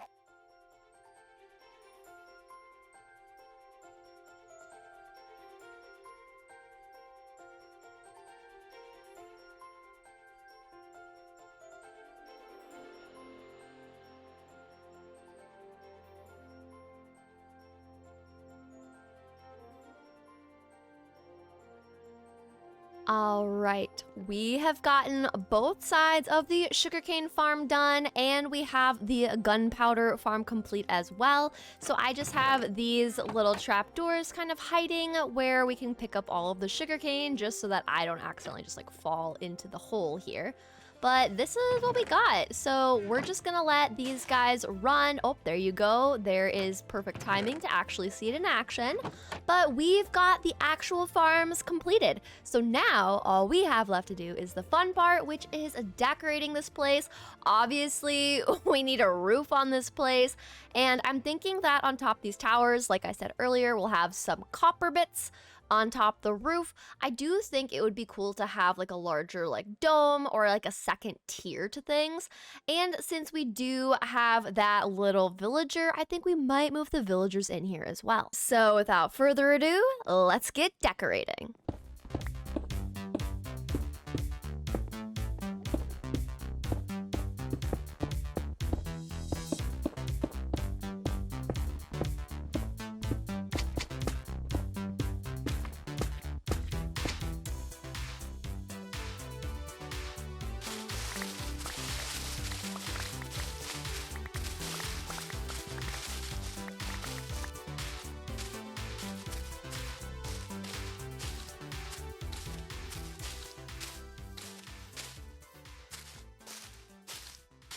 All right, I'm really liking how the interior of this is looking so far, but I think the next thing that I want to do is put a roof on this place just so that it's a little bit safer from, phantoms and rain and all of the things, all of the weather, all of the mobs. So I'm going to work on getting a roof on this place, and if I go out into freecam, once the roof is on this place, we'll then start working on getting the second tier built up, our little second part of the castle, which I considered maybe having our librarian villagers be in one of these little spots right here, but it could also be cool to have them kind of living above, and then these could kind of be little like windy staircases, and then we can have 4 points of entry to get up to our second level. I think that could also look cool. So we're just gonna put a roof on this place, get some walls up, and keep on decorating this place. But I do have to say, as far as our first castle build ever to our flower forest village, this is looking so cute. Another fun little hack related to the firefly bushes is they just need it to be pitch black. So if you put a firefly bush underground and place a block of dirt over it, you can get the particles during the day. So we're just going to place down some little bits of firefly bushes around here to give us some particles.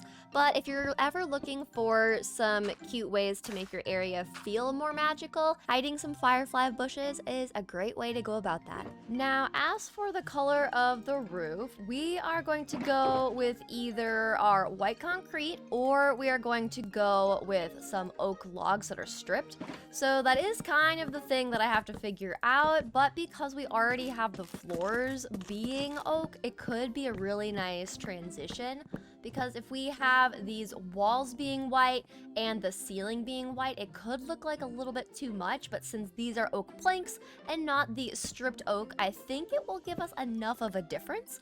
So let's quickly just go onto the roof and see what we think if I just do a little test run here of just placing some of these down. And this is what our roof would look like. And I think because these two are right next to each other, this doesn't look as good as I thought.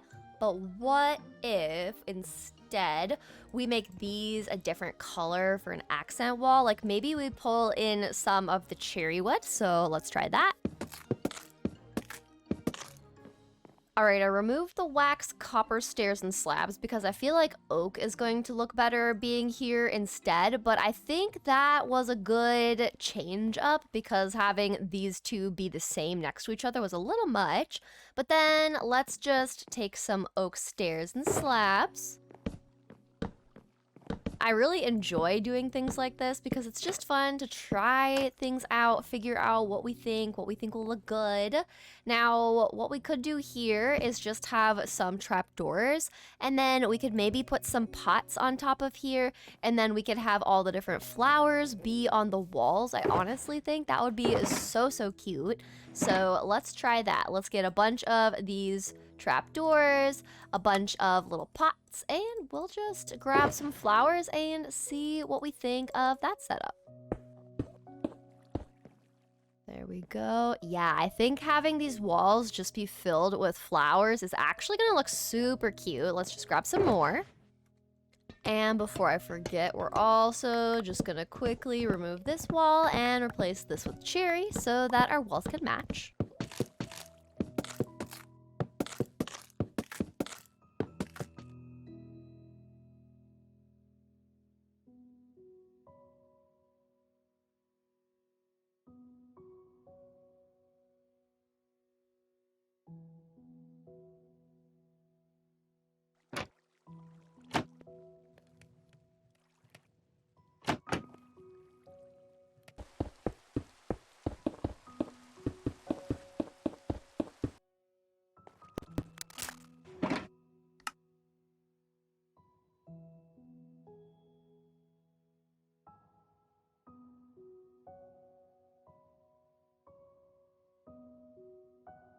All right, we've got the second tier already done, and I think this looks really cool. Now, up here is where we're going to build a gazebo, and this is the final piece to complete the castle. Now, if I go out into freecam, we do still have to do some decorating. The walls on the sides are very plain. We're also gonna add some custom trees in front here, and we'll add in some more windows, and I think the windows that I wanna add to the second level are going to be these more floral looking ones, and I think they'll look really cute with some different colored glass. But I want to get this gazebo built up because that will be the final actual structure to call the castle completed, and then it's just the little details. As for a color palette, what we're gonna be using is a combination of the stripped pale oak wood, some calcite, and some diorite. And I do plan to use some diorite walls, and we're going to start with the pillars being made from the pale oak. So what we're gonna do is I'm gonna figure out the corners to this, and then we are going to build some pillars upright, and then hopefully we will have a really good base structure for our gazebo. And then as far as the roof of the gazebo, we're gonna be using a lot of the pink terracotta and the cherry wood because since this is the flower forest, I figured it would be kind of cool if I can attempt to make the roof of the gazebo kind of look like a flower. But enough yapping, let's start building this thing up.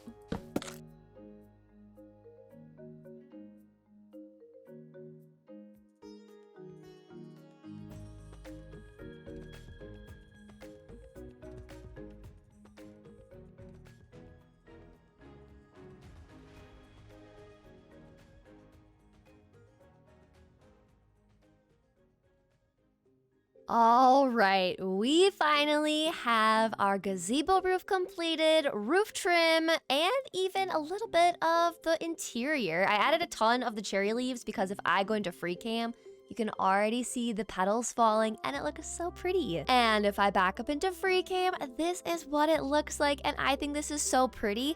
It looks like these are just petals kind of tipping upwards, and I think this is so pretty. I'm really happy with how it turned out for a first-time castle build. Now, of course, this middle area seems very empty, and there definitely needs to be something up here, so I was thinking that maybe we try our hand at a custom cherry tree, because then we'll have more of these cherry petals falling, and I think it could look really pretty. And I've never tried to do custom trees, so I think that's the next thing that we are going to work on. Another thing I still want to do is add some custom trees on the sides here and add in some flower windows on the sides and the back just to make it look a little bit more textured, because this does look pretty boxy and plain right now. So those are the things that we are going to work on next. Okay, so we're gonna set up our little crafting table station again, and then we are going to convert these nether bricks into some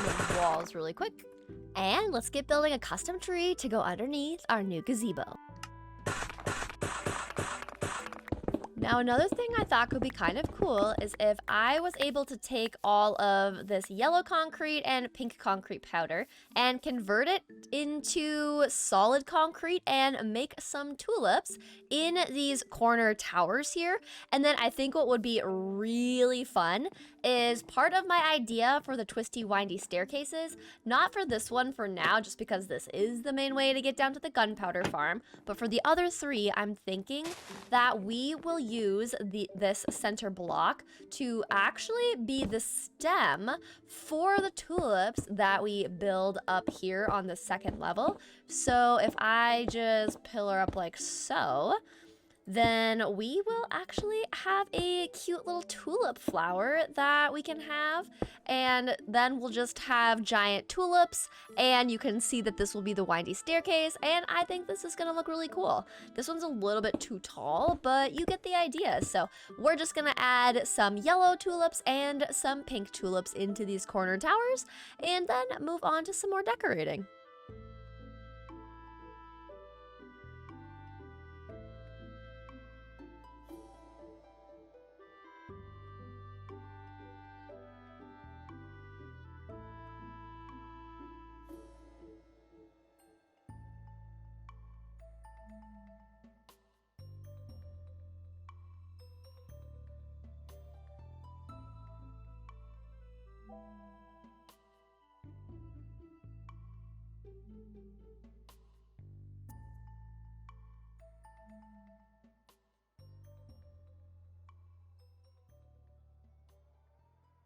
Now, one thing that I think would be really cute is if we had a little bench in between these trees I just finished. So I'm trying to figure out the best way to go about this. I think we'll just use all of our chains up. But the issue is I don't like how it hangs like this. So I have to figure out how to fix that. Maybe if we use some cherry stairs. I think I have enough space to try stairs. So let's try this. Yeah, it still doesn't connect. All right, we'll have to mess around with this. Okay, we'll try to just make it look like it's attached like that, and it's a two-person seat. One can sit there, one can sit there. And then let's add in some trapdoors to be right where we're sitting. I think that will be cute. And I think we'll just go along the whole length of it and see how that looks. Let me just remove these. And then step back. Oh, that's cute. Wait, yeah, I like this. It's a nice little chair for sitting. I might actually remove the trapdoors behind the chains just because it kind of makes it look like the chain is in the way of the place you're supposed to sit. So this looks more accurate, I think. Or what if we go like this and have trapdoors on the side? Yeah, I don't like the look of that either. I think we'll just leave it as such, and I think this is really cute. I have never actually done custom trees like this, so this is actually my first attempt at these sizes of kind of like oak azalea, and I think they turned out pretty good. I do like how they're different sizes because each tree is going to be unique and different, so I think this really fits well. But now we've got a cute little seat to sit and watch the sunset, which I think is really adorable. Look at this. Look at us just enjoying some sunset. I love that. The next thing that I want to work on is getting our winding staircase all set up. I think this is gonna be such a fun way to get up to our second level, so I'm actually really excited to see how this works out, how we're gonna set it up. So let's just get all the way up here, and there we go. We've got a way into the second level, and we'll do the same thing on all of the corners too. And we spent the next bit of time getting the rest of the spiral staircases all set up leading to the second floor. With our staircases completed, we moved on to doing some final decorating, and then we called it complete. All right, and with 2 more custom trees on this side, we have a completed castle with gazebo on top, and I think this is a pretty cool combination. If we fly a bit further away from the build, this is what we got, and if I pause the screen, now we can see exactly what it all looks like, and I think this is such a fun build, and I'm really proud of how this castle turned out. We're obviously gonna be adding some things on the side, but for the build of today, being the castle, this is everything that I wanted to accomplish. And the best part of all is we have a working sugarcane farm, and we also have a working gunpowder farm. So we finally have a good source of rockets, and I think the interior of this place looks really cool so far. As for the second level, it's still empty, but that will be a future red problem, and maybe you can comment below what we should add into this second level for decorations, for villagers, or just for an interior. So let me know in the comments below what you think we should have in this room here. As for our gazebo on the top, I did add a few little bushes right here, but I think that it could be kind of fun to add some other bits of decoration in this area too. Maybe some benches and seating, maybe some little fountains. I'm not really sure, but there's definitely some more potential that we could add up here too. So if you have any ideas for up here, let me know in the comments below as well. As for our little sniffer friend, you guys had left some names in the comments, and the name that I'm going to use is Sage Pollen Puff the First, because a few of you, I saw the word Sage and I really liked the name Pollen Puff, so I just decided to combine them. And I'm not exactly sure if there will be a Sage Pollen Puff the Second, but it just sounded like a very fun name. Now that we have an unlimited source of gunpowder and sugarcane here inside our castle, we'll be able to go on some bigger adventures, and one of those adventures I want to go on is looking for some frogs so we can finally get some frog lights for our area. The second thing I want to do today is do a little redstone with red to finally make ourselves a moss farm so that we can get unlimited moss blocks and bone meal to decorate our area. We also need to come to this second level and actually do some decorating so that this room doesn't look so empty and sad. And now that you know the plan for the day, let's start by getting ready to go on an adventure to find some frogs. Now, because we're going to need to make them a nether portal to get them from the locations in the overworld to the nether, we are going to need to collect some flint and steel and some obsidian. And I don't actually think I have any more obsidian whatsoever, so that is a little bit problematic. For now, we'll grab ourselves a flint and steel, and we'll come back up towards the castle because I think somewhere I had buckets. Okay, perfect. We got a bucket. So now we're gonna go scoop up some water really quick. And we're gonna go find that lava pool I had somewhere over here. Aha, there it is. And we'll quickly just land, get enough obsidian for a portal, and be on our merry way. All right, we've got 15 obsidian, so that is more than enough. So let's head back and look at that castle. Ignore the box, but just look at the castle. It's so pretty. All right, we've got obsidian, flint and steel. We got a boat, some buckets, and some leads. I'm gonna start by just going to one biome at a time, but eventually we'll have enough for all of the different frogs. We're also going to bring some wood with us in case we want to make more boats or need anything else.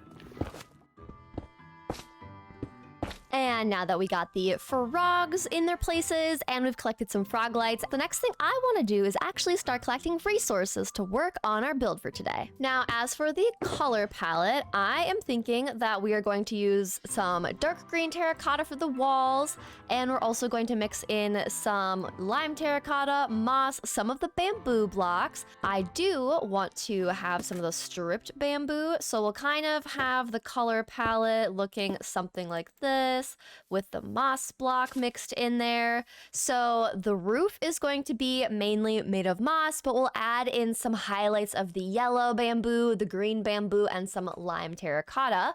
And the walls are going to be the dark green terracotta, kind of like how we have these pink terracotta walls. The roof trim is going to be made of the stripped oak logs and oak planks, stairs, all of the oak variants. And then we're going to have some corner pillars on the edge of our house with some of the stripped spruce. Now, since you know the color palette, as far as where I was thinking of placing this, I kind of thought that placing the little moss farm build right in here would be perfect.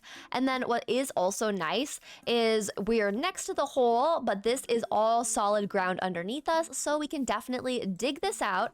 And that's where I want to place our automatic moss farm underneath the house. And I thought it would be kind of cool if the floor inside our build was made out of some green glass so that we can see the moss farm at work. But I'm gonna take a quick snooze really quick and then we'll start clearing out the land.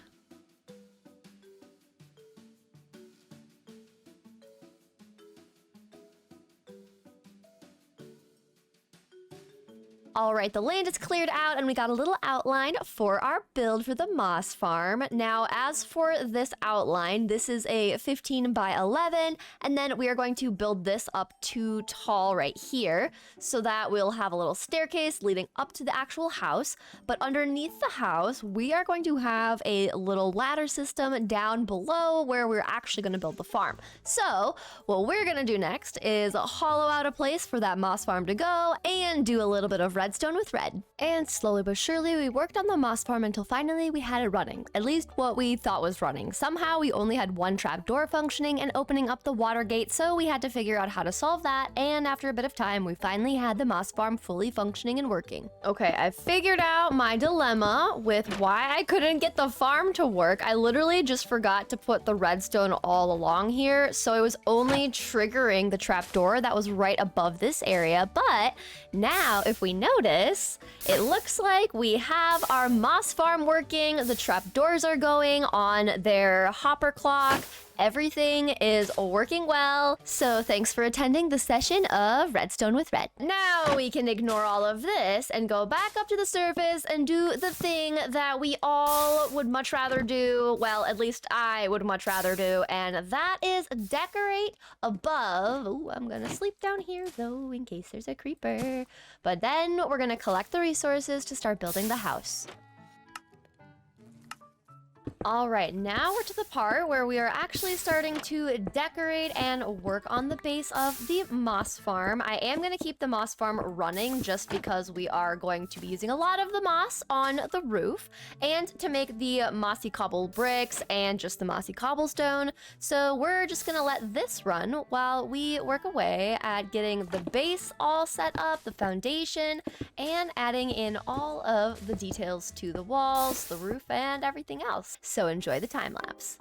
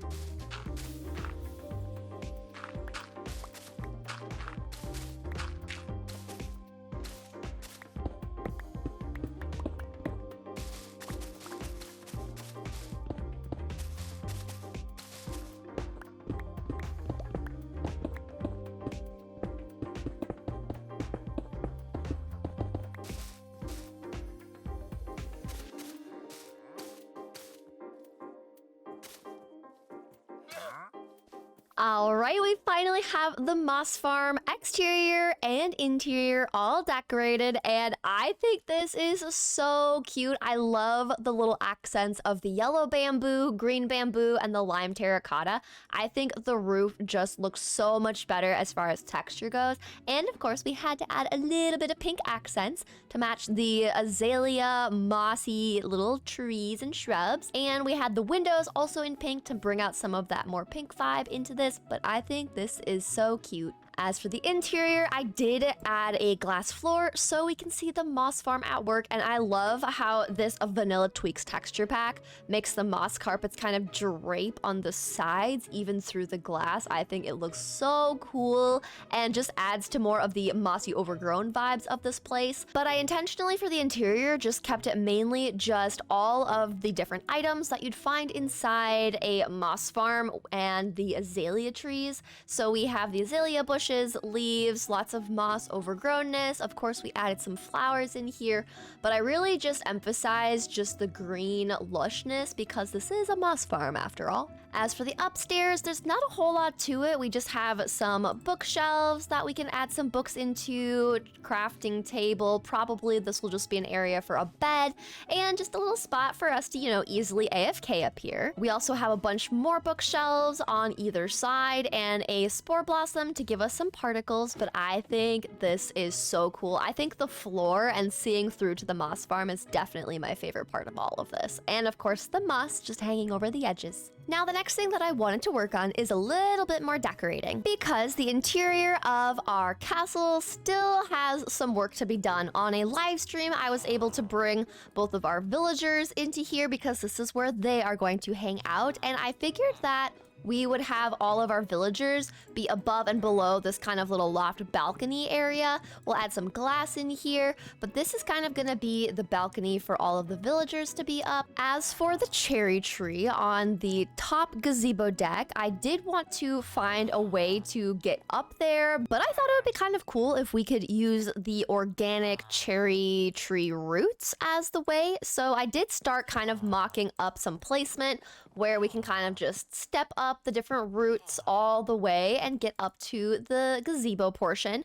But I'm not sure if I like how these little roots are gonna look. So I also toyed around on stream with the idea of maybe having the roots just be separate, looking more like a mangrove root system, but then maybe making a little bubble elevator that goes up right into the middle of the tree. So we can take the bubble elevator and it's gonna be surrounded by all of the cherry roots that are coming down through the moss roof. But we're just gonna spend some time putting together the interior for this cozy castle, and then I'll give you guys a little tour of the interior once we get it all completed. Now we have the fun task of trying to get these villagers in place. They're gonna be right here. So we're gonna see if the F3B trick works to get them into place. Why? No, don't, just, yep, okay, there we go, yep.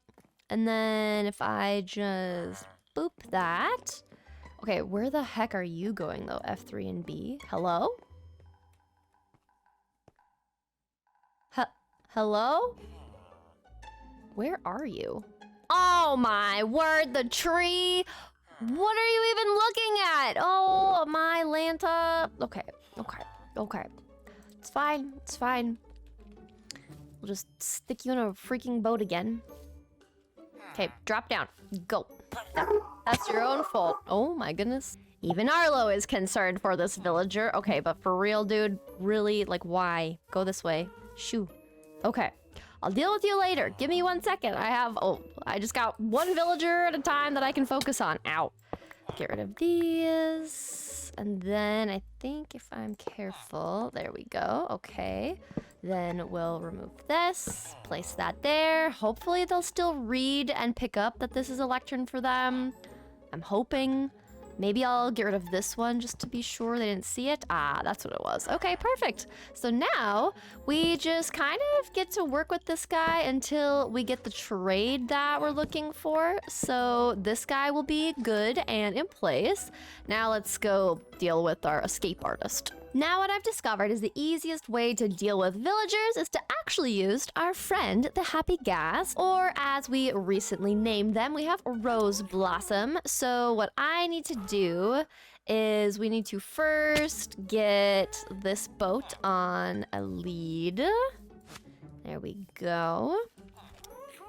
And then if I get off Rose Petal or Rose Blossom, then I have added our villager onto Rose Blossom, and now I'm holding her like a balloon. Now if I jump... Oh, wait. Hang on. Haha, did you see how smooth that was? Okay, so now what we have to do is, if I go into freecam, look at this. We gotta just tote our little villager up a little bit higher so that we're able to turn them around and get them back into the castle. Because, yeah, I couldn't be bothered to work with villagers any other way at this point, and it actually works pretty good. So, as long as we have shears, it works. And then... Wait. Oh no, hang on. Where am I?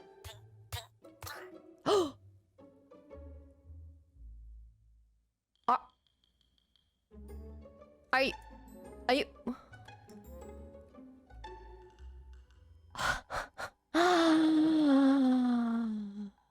That was my efficiency 5 guy. Are you kidding me? Oh my gosh, goodness. Famous last words. I literally was just saying, wow, it's just so convenient to use the ghasts for moving villagers, and then I freaking killed my villager. Yeah, you can't plan that out, guys. Oh my gosh. Oh, dang it. Well, I guess we know what trade our other villager is gonna be. We just won't tell him why he's picking up the trade that he is. Oh my gosh, I can't believe. And then I was panicking, so I was like stuck in free cam and just couldn't. Oh my gosh. Oh, I'm so sad now. That is such a bummer. Hopefully they didn't see anything, right? They didn't see anything. We're fine, right? Ay, all right. Looks like we got some work to do, but I'm not gonna honestly spend that much time right now because frankly, I don't want to wait around to get efficiency 5 again, so that will probably be a future red problem and probably honestly a stream thing. So we're just gonna put this lectern over here for now and finish decorating the rest of this place. All right, I grabbed more glass so that I can finish off these petals, and then I'm thinking that it would be really cool if I use the frog lights in here just to give some more lighting to this back wall without needing to use these torches. So we've got those there, and if I step back, I think that looks pretty cool. Just some colored glass in the wall. I like it. I haven't done a room this large in a while for an interior, so I'm gonna just start with getting the loft area all decorated and then moving down to this main floor after that. But I feel like when there's larger projects or areas where I'm not really sure where and how I want to decorate everything, then it just works to take it in smaller chunks. So we'll start with the little loft space and grabbing some extra resources from the chests. We'll grab some oak stairs. I also want a spore blossom in here because I do like the idea of kind of having the spore blossom kind of giving some more particles for down here as well. But then for these corners, I think if I do some stairs, we'll do some trapdoors. I think that will look really good. There we go. And we'll do the same thing here. And then I'm thinking we should get ourselves a little bit of a railing just for some safety purposes. So I think to contrast the pink, maybe we'll see about using some crimson to pull that in more, or oak. I think cherry would be too much, so let's just see what we feel like will look best. All right, we've got oak, crimson, and cherry, and we're just gonna do a little bit of a color comparison. I feel like that's often the best way to kind of figure out what will look the best. So we'll go like so. Okay, and then if I back up, Let's see here. We've got crimson, we've got the oak. I think the oak would be too much because of all the bookshelves behind it. It would kind of blend in, but maybe we want it to blend in. The crimson definitely stands out the most. I think the cherry is definitely out. It's just way too much of the cherry. I think it's either gonna be oak or crimson. Even though the crimson has more of a contrast, I do like how the oak blends in a lot more, so let's add some oak there.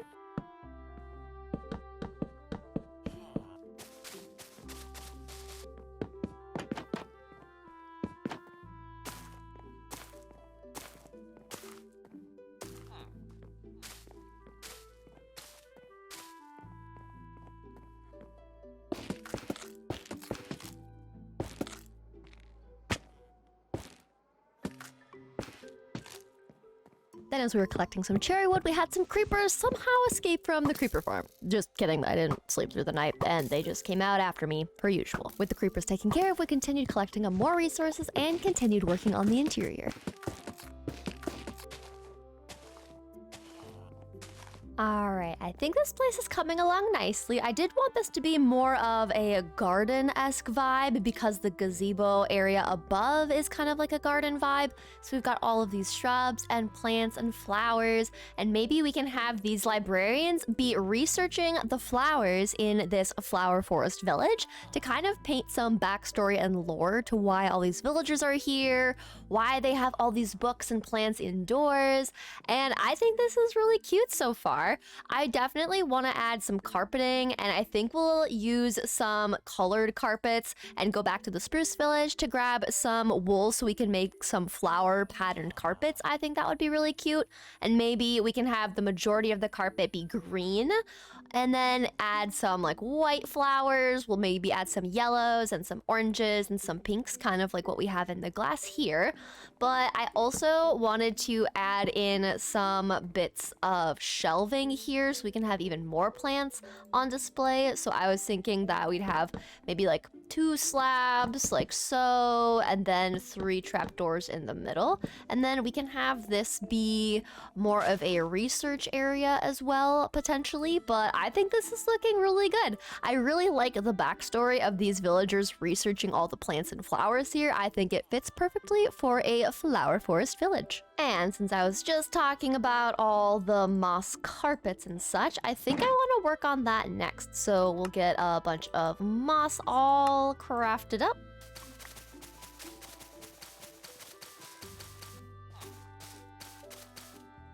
All right, I got ourselves some yellows and pinks, magentas, and orange, and I think now we can just make some cute little flowers scattered throughout this area. So we'll just do a combination. Actually, I don't think orange works in the middle. I think we'll just stick to having yellow be in the middle. But we can add all these flowers, and then we can even have some white flowers, and we'll use some of the white carpet to be the centers as well, because I think the yellow and white make the best flower centers for sure. But look at this, it's so cute. I didn't like how the orange looks, so we're removing that. But already, this is just so cute and fun. I love this. And we'll make a white one, which honestly, I think my favorites are the white ones and the pink ones. I think they're the cutest. But we'll also add a pink one over here, except instead of a yellow center, we'll have a white center. There we go. And look at this. This is such a fun little flower carpet. I love this so much. And even though we don't really have enough space to make a full flower right here, I do think it would be kind of fun if we try to just make it seem like there was a flower right here. And as far as colors, we're all gonna kind of have the flowers next to each other as far as colors go. So we'll just go like this with a white one. And there we go. Look at that. It's so fun. I love this so much. It's such an easy little decorative bit to add to your moss carpets or your flooring, is to just add some designs into it. But I think this looks so cute. It definitely fits the vibe of some villagers that are studying plants and flowers, don't you think? Alright, with most of the room figured out, it is next time to figure out how our little tree root staircase is gonna go. I brought glowberries in case we want to just bone meal some glowberries and kind of have a vine hanging down in between all of the tree branches, but I'm just gonna kind of toy around with some ideas of how to make this actually work as a way to get up to our gazebo, so I hope you enjoy the time lapse.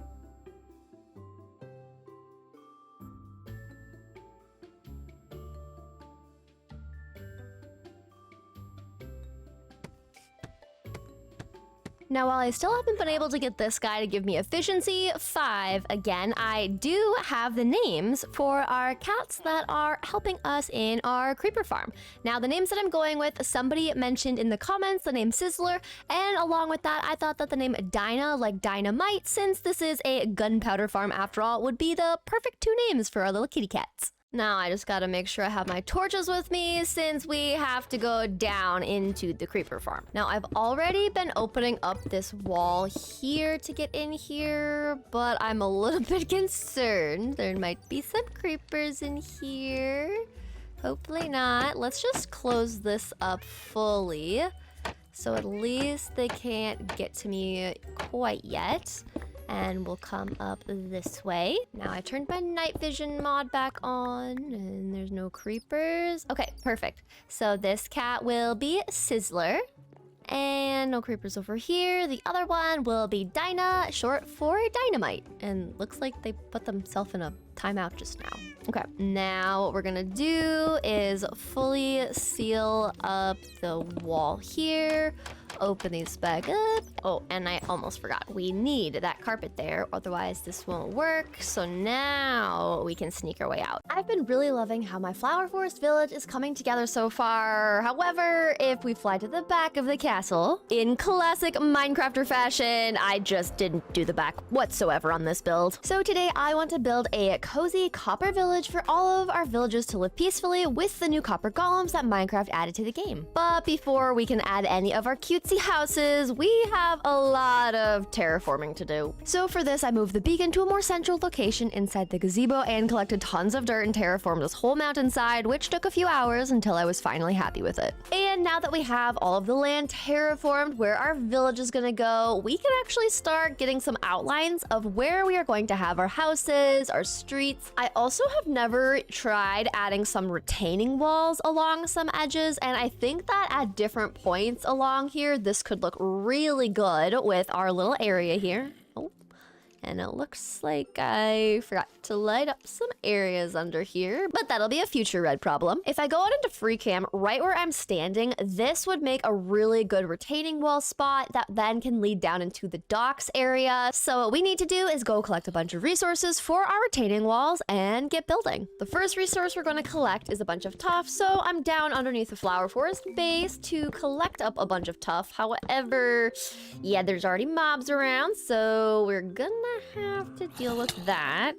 If I take off my night vision mod, then I can actually see how spooky these caves are. Look at all the diamonds. Oh, hello. Okay, let's just quickly light this up. Ooh, we got a tough patch over here. We've got another tough patch over here, and we'll just add some torches down here. And of course, we gotta get rid of some of the mobs around here so they don't come attacking us. Wow, this is a huge cave system. Holy moly. Oh, we got some creepers. Okay. Wow, this is a gigantic cave. I cannot get over saying this. This is huge. We're gonna get all the tuff in the world. Some might say it won't be very tough to collect all this tuff, but it will be tough to avoid all these mobs if I don't get this lit up really quickly. Ooh, dodge and weave. And now we're gonna get to collecting all the tuff.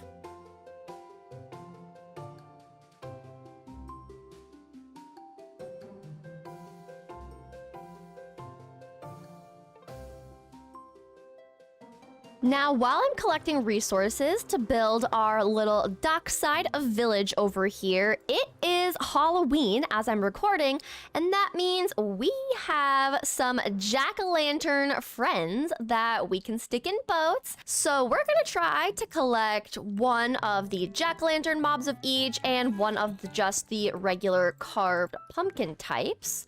So we'll put them in a boat. Of course, we can't let them burn in the sun, even if the jack-o'-lantern keeps them safe. I'd rather not risk it, but we have one of the zombie jack-o'-lantern friends, so that's great. Okay, and we've got the skeleton. Go in the boat, avoid the creeper. Okay, we got the skeleton in the boat. That's perfect. And here's a regular zombie one. All right, in the boat you guys go. Woo-hoo-hoo.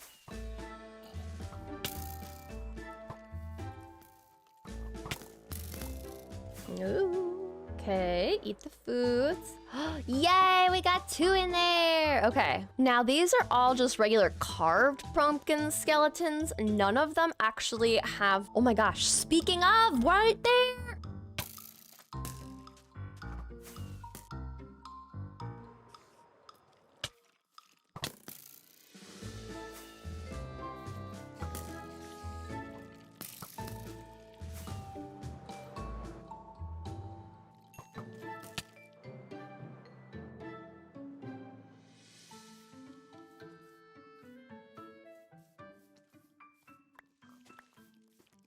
Well, now that we've got all these Halloween mobs behind me, we actually need to, make the houses where they're gonna live. So it is time for us to start building out our little village way. And I think it's going to be so fun, so cute. So let's get started.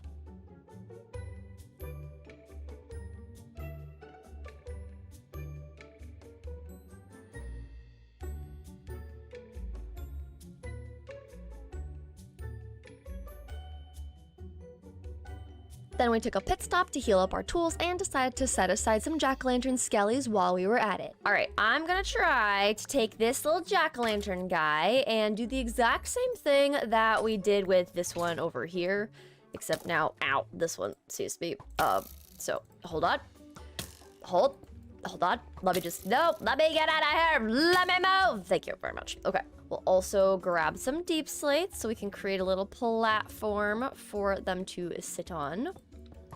And I'm gonna make a divider so he can't see me, because otherwise this will be annoying. Now we'll just have him chase us.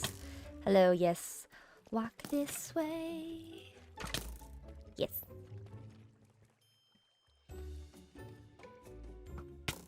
Yay, we got him in there. Excuse me. Hold. Okay, there we go. Another one of our jack-o'-lantern skellies watching us from the windows. I think this looks so cool, especially when I have my night vision off. It looks even cooler to have them kind of just glowing in the windows. I love that. And then we can just put this back to normal and keep slicing to get our XP. All right, we've got all of our tools fixed up. Unfortunately, our little stick eater is way too expensive no matter how I rearrange to actually fix this up. So we just gotta let this run out. But with fixed up tools, we can keep working on the village. So I came back over to work on the village, like I said. And I look at one of my little jack-o'-lantern guys. And there's a creeper in it, and I think this would be a perfect time to test out getting a music disc, so let's see how this works. It is also officially post-Halloween, so I cannot go and find any more of the Halloween mobs with the jack-o'-lantern heads, but I'm honestly really happy with the amount that I did collect. Let's just see if we can get the... No, is it just gonna phase through? Oh, it's just phasing through. No, I wanted it to just, get rid of the creeper for me, so I wouldn't have to. Look at that little face. All right, different angle. Nope, different angle doesn't matter. Okay, let's just Take out the creeper, perfect. And now we can get back to work, working on our houses. Now for some of these houses, I want the color combination to be a bunch of the birch. We are going to keep it unstripped with the calcite and the stripped pale oak. So we'll just work on filling in the wall like such.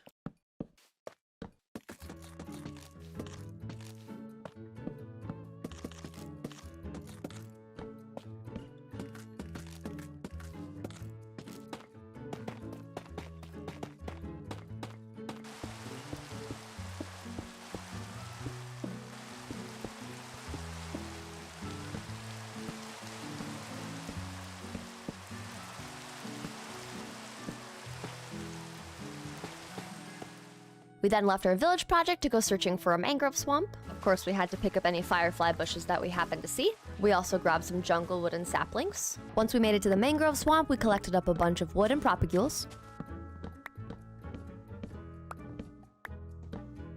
We also stopped by the bamboo jungle for some bamboo.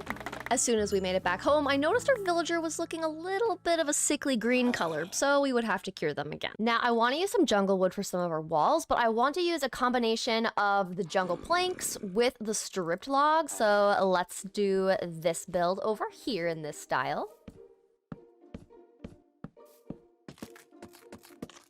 And then because there's such a difference between the planks and the stripped logs, if I add the signs over top of it, it kind of blends in that pinkish hue from the planks in more so with the stripped version of the jungle.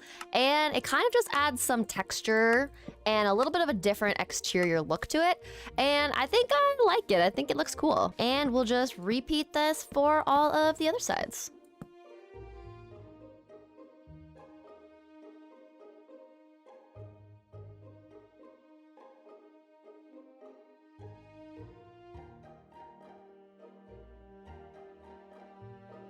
All right, now as I've been building up these little houses, I kind of realized that even though I really like all of these color palettes that we have, if I go out into freecam mode, you can kind of see what we have so far. But I was realizing that even though I really like the color palettes that we have, it doesn't really fit the flower forest theme. And when I say flower forest theme, I'm referring to the roof that I have on our starter house and kind of the color scheme that we have the castle and even part of the moss farm. So as you can see, I've already grabbed some additional pink terracotta, and I think we are going to grab some of the oak wood. We'll use some of the copper and cherry, and we won't be able to use all of the terracottas and yellow blocks with some of the roof palettes that we have, but we will definitely get some copper and some cherry wood. So we'll take down these jungle logs and we'll replace it with pink terracotta.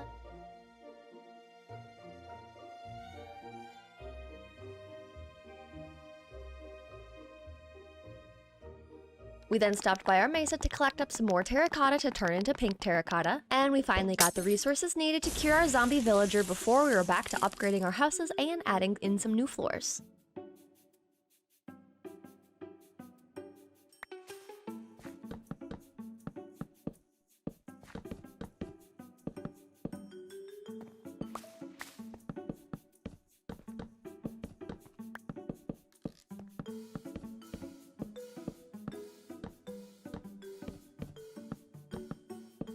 All right, our little floral dockside village is coming along so good. I love all the houses, and I do like how they're all themed. And I definitely think this was a much better color scheme to fit the flower forest island and our little village. If I go out into freecam, this is what it looks like, and I think this is such a cool little village that matches so well with our little floral castle. But one thing that I do want to do is on the inside of some of these houses, I have these trapdoors with honeycomb right now, but on a live stream, I was actually able to make a frog light farm on the nether roof. So we're gonna pop into the nether to get some frog lights. Alright, here we are at the Froglight farm, and we can just grab any of these little froglights from the chest. But if I look on my map, this is what our Froglight farm looks like on the map, and I think it's so cute. So my thought is every village that I make a farm on the nether roof, that farm is going to match the theme. So any farms that I need for my flower forest village, we're going to make them be all floral and cute, and I just think this is so fun. It's one of the ones where you just have the iron golems there, and then all of the magma cubes just spawn in. But for now, we're just going to take a bunch of the yellow ones. We'll take a few of the green ones as well, but I mostly want the yellow to match the honeycomb. And now we can leave the grumpy Enderman at the farm and head back into the overworld.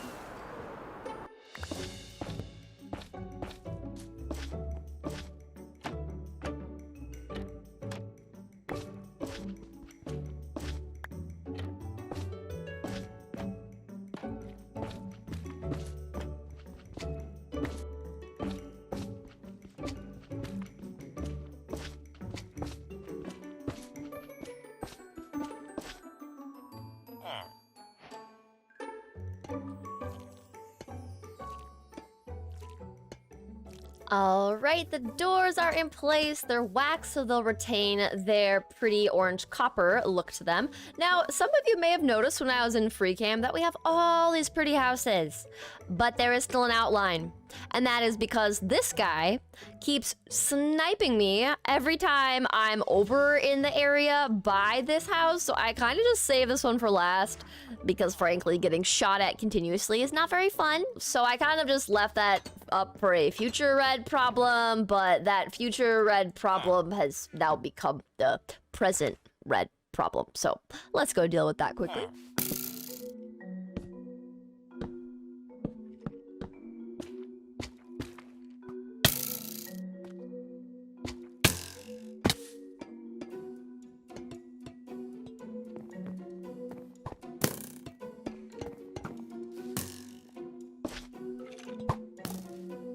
And once we had the skeleton's house built, we started working on creating the paths between all of the buildings that we would be walking on, and then we started planting tons of flowers and adding some beehives around the village as well.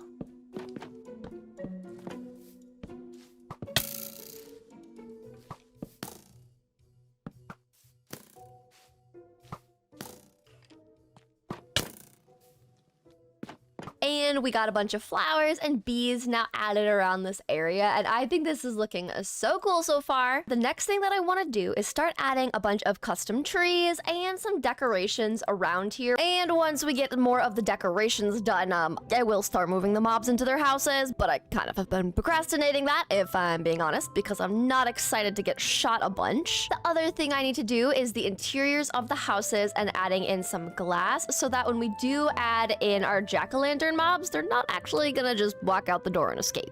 So the next thing we're gonna work on is just upgrading our paths to make them look a little bit cuter.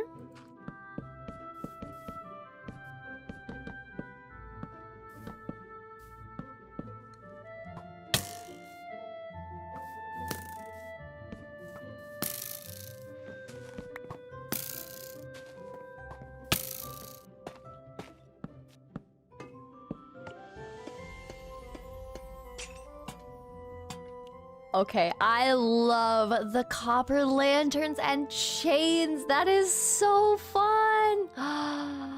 Oh, I'm obsessed.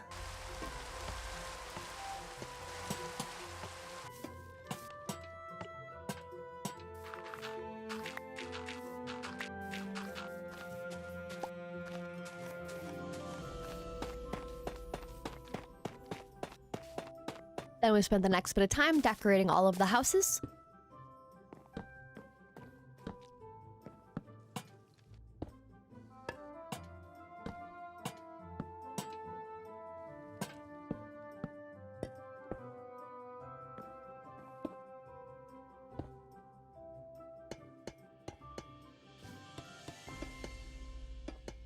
All right, we've got a little bit of decoration in this one here, and I think I want to try to move this skeleton in there, but yeah, this is not going to be fun. So what I'm thinking that I'll do is I'll lead the boat over here, and then my hope is that I can get the skeleton to walk on the rails, and I can pick him up with the minecart. So we're kind of going to just see how this works, and then I'm going to block this off with glass so that we're able to see inside and peer at him, but he can't escape and get out, but we will be able to see him kind of walking around.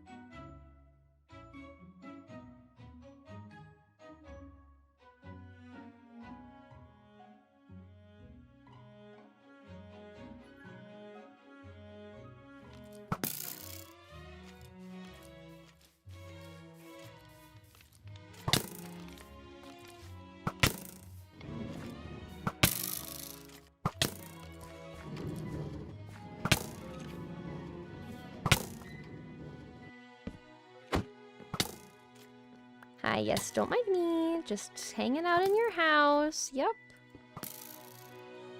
Okay. Ow. Yay, okay. They are in. Look at that. Yay, we finally got one. Oh my gosh. Look at me. Yeah, okay. They definitely got me just a few times, but they're finally in there, so at least that's good. Now to just do that a few more times with our other little friends.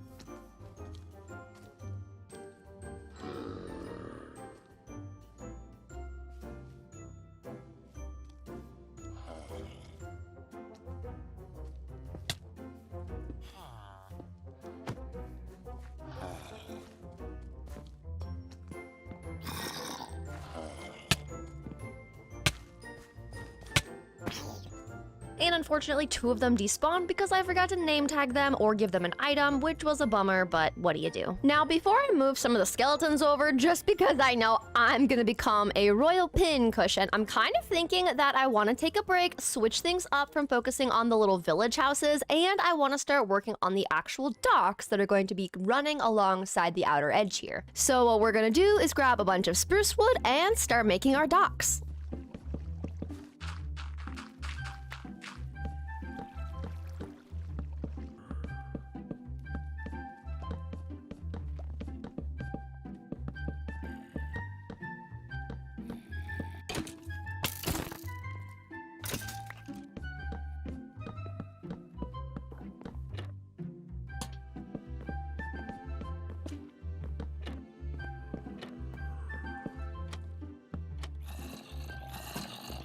Now, another thing that I want is to have a bunch of chests just kind of scattered about that are the copper ones, because I want to have our little copper golems out and about, kind of just walking the docks to give the docks some more life. And I want all of these little guys to kind of just come over to the chests. I know that they come with chests, but at the same time, it just gives them some extra, you know, chest space to look around. Now, let's see. I think I can just do a copper block. We do a pumpkin. Oh, look at you! Hello! Oh, so cute! Oh my gosh. Okay, let's get the rest of them. Look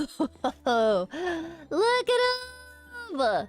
See, and just like imagine these guys just all around. Oh my gosh, okay. If I get rid of some of these chests so that they start going to the ones that I gave them, and then let's go bring some more of these copper golems down this way.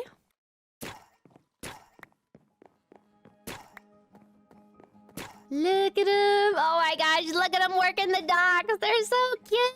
Look at them! Okay, let me go into freecam. Oh wow, look at them go!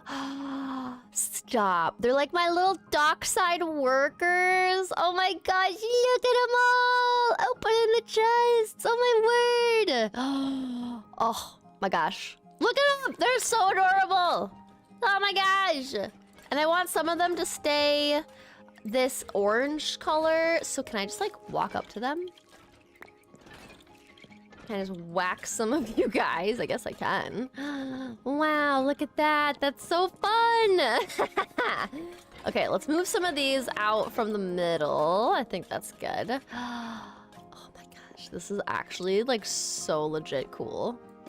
Now that we got some of these guys scattered about, I do also want to have some of the chests kind of up on the sides here so that they kind of will walk around a little bit. I don't want them to wander too far, but I do want them to be able to kind of explore up the pathways a little bit like they are right here.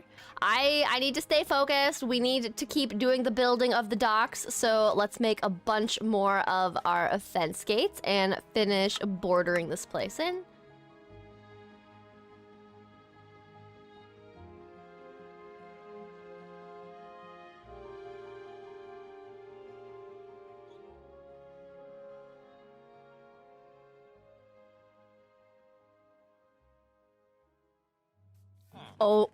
Oh no. Oh, where are you going? Oh, did I leave this open? Oh no. Oh my gosh, wait, I can click on them and take stuff from their hands? Excuse me, hang on, give me that. Stop. That's so cool. Wait, give me that. Oh my gosh, I didn't know you can literally just like take things from their hands by clicking on them. That is so funny. I can just like take things from them. Oh, you know, we're just gonna let these guys have some fun. They like organizing, we'll just let them be, and everything else will be a future red problem about this. Okay, they can open doors. I knew it.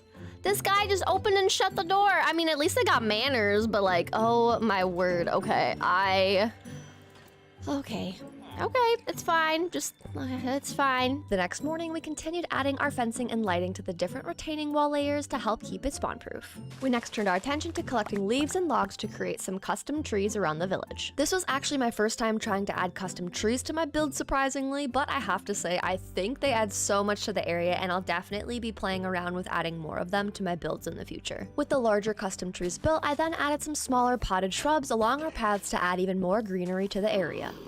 Now, what I thought could be really cool is I also need to get a sapling there, but I haven't really messed around with a lot of the resin that is in the game, and I think it could be kind of cool if we use some of the resin and kind of like attached it to our little leafy little potted plants here, because then it would kind of look like it's got some like berries or oranges or something growing on it.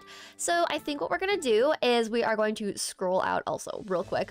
Look how cool this looks. Oh, this is literally like the coolest village I've ever made. But if we scroll over, we're gonna go to the Pale Oak Village location, and we are going to go and wait until nighttime, you know, say hello to some creakings, grab some resin, and then we'll add it onto our little plants scattered about. But real quick, guys, look how pretty this is. It's so floral. It's got all the bees. This is for removing some of the skeletons later on, but this is just so pretty. Like walking in between all of these houses and the trees, I'm a huge fan of this. But for now, let's go get us some pale oak. All right, here's the pale oak forest, and it is nighttime. All right, let's set spawn just to be sure. Wait, hang on. I don't want to sleep. I just want to set spawn, and I'm gonna have my wings on my hotbar for me, and we'll have our bow for other mobs. We do have arrows, so we're good there. Okay, let's go find ourselves a creaking. Oh! Oh my gosh. Hi. Okay, give me all the resin. Not you, though. You don't give me resin. Yes. Can I just, like, boop you? Ah! You wanna come over this way? Ooh. Ooh, that is so creepy! Ah! Oh my gosh, I'm so sorry. Arlo looked at me like, could you not do that? My dog is like, you're ridiculous, just so you know. And I'm aware of this. After punching the creaking and yeeting a creeper, we collected up the resin as we continued to punch the creaking, which I did feel a little bit bad about, but I need my decorative resin, okay? I next collected up a bunch of the eye blossom flowers, and then we said goodbye to our creaking friend and flew back home. All right, we've got our resin.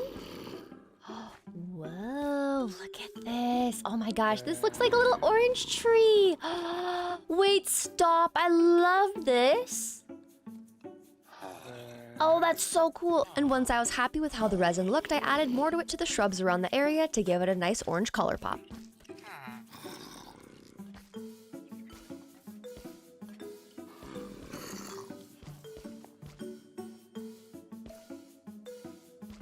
Oh, that's so cool. And I'm already out. Oh my gosh. Okay, part of me really wants to make a resin farm just so that I can have cute little orange tree orchards. Like, that is adorable. And the other thing that I want to do is add a little bench here. So we'll go like 1, 2, 3. We'll go like so. We'll use oak for the backing of it. We'll use signs for the sides, like so. There we go. And then we got a cute little bench so that we can sit and watch the beautiful dock, see the sunset, all of that. I like it. And I do want to add some of these little eyelet ones just kind of scattered about. I know they're going to be the ones that end up closing and opening depending on whether it's day or night, but I do just like having them in my world. I think these are such cool flowers. And with those final details in place, it's time for an official tour. Coming from the very edge of it, we've got all of our barrels of dye alongside the boat dock area. We've got all sorts of chests. We've got copper chests, regular chests. We've got barrels in here. We've got all the things you'd need to just drop off and pick up cargo, and lots of the lanterns. We've got piles of kelp. I even incorporated some cactus blossoms because I think they're really cute. Of course, we have our tulips native to our flower forest island, and we can just come along here. And of course, we've got our crane to pick up anything that comes along this edge here, and just some more storage and some logs ready for transport. And as you get off your boat, this is the village that you are met with, and you can see the castle in the background with the beacon, and I think this is beautiful. You're able to see that we have some of our little pumpkin jack-o'-lantern zombies in this house. This is just decorated where we could have some villagers move in and live here. If we go up a little bit further, we've got our house with all of our copper golems, and honestly, yeah, I'm gonna have to deal with them a little bit later because this is just pure chaos. Then you'll just walk along here and you can see some of our little orange trees, some houses, all of the flowers for the flower forest village. And then you just walk down this dockway to connect it back up. Coming this way, we've got more houses that we can add villagers into, copper golems, and more of our Halloween mobs. And even just this view right here, I think is beautiful. We have such a cool combination of the copper blocks being used, as well as a heavy focus on the flower forest color palette that I'm using. And then we just come up here towards this area where I'm gonna build a bridge in the coming videos. And after all those future build plans I just talked about, you'd probably expect to see more builds. But after a routine Windows update, I booted my PC and everything was wiped. And just like that, I went from building in my flower forest village to trying to file recover with a specialist with no luck. I made the classic content creator mistake and I didn't back up my files. I know, that was silly. I had so many more plans for this world, but even though it's really disappointing to lose it so abruptly, it reminded me that sometimes the value isn't just in finishing something, it's also in the time you spend creating it. I'm really glad I got to build in this world, and even though it might be the end of this one, it's far from the end. Setbacks are a part of life, but you get to choose what comes next. For me, I'm taking what I've learned and starting a brand new Minecraft world in a new Minecraft seed. I can't wait to see what I create next, and I hope you'll join me for it. I'll see you in the next one.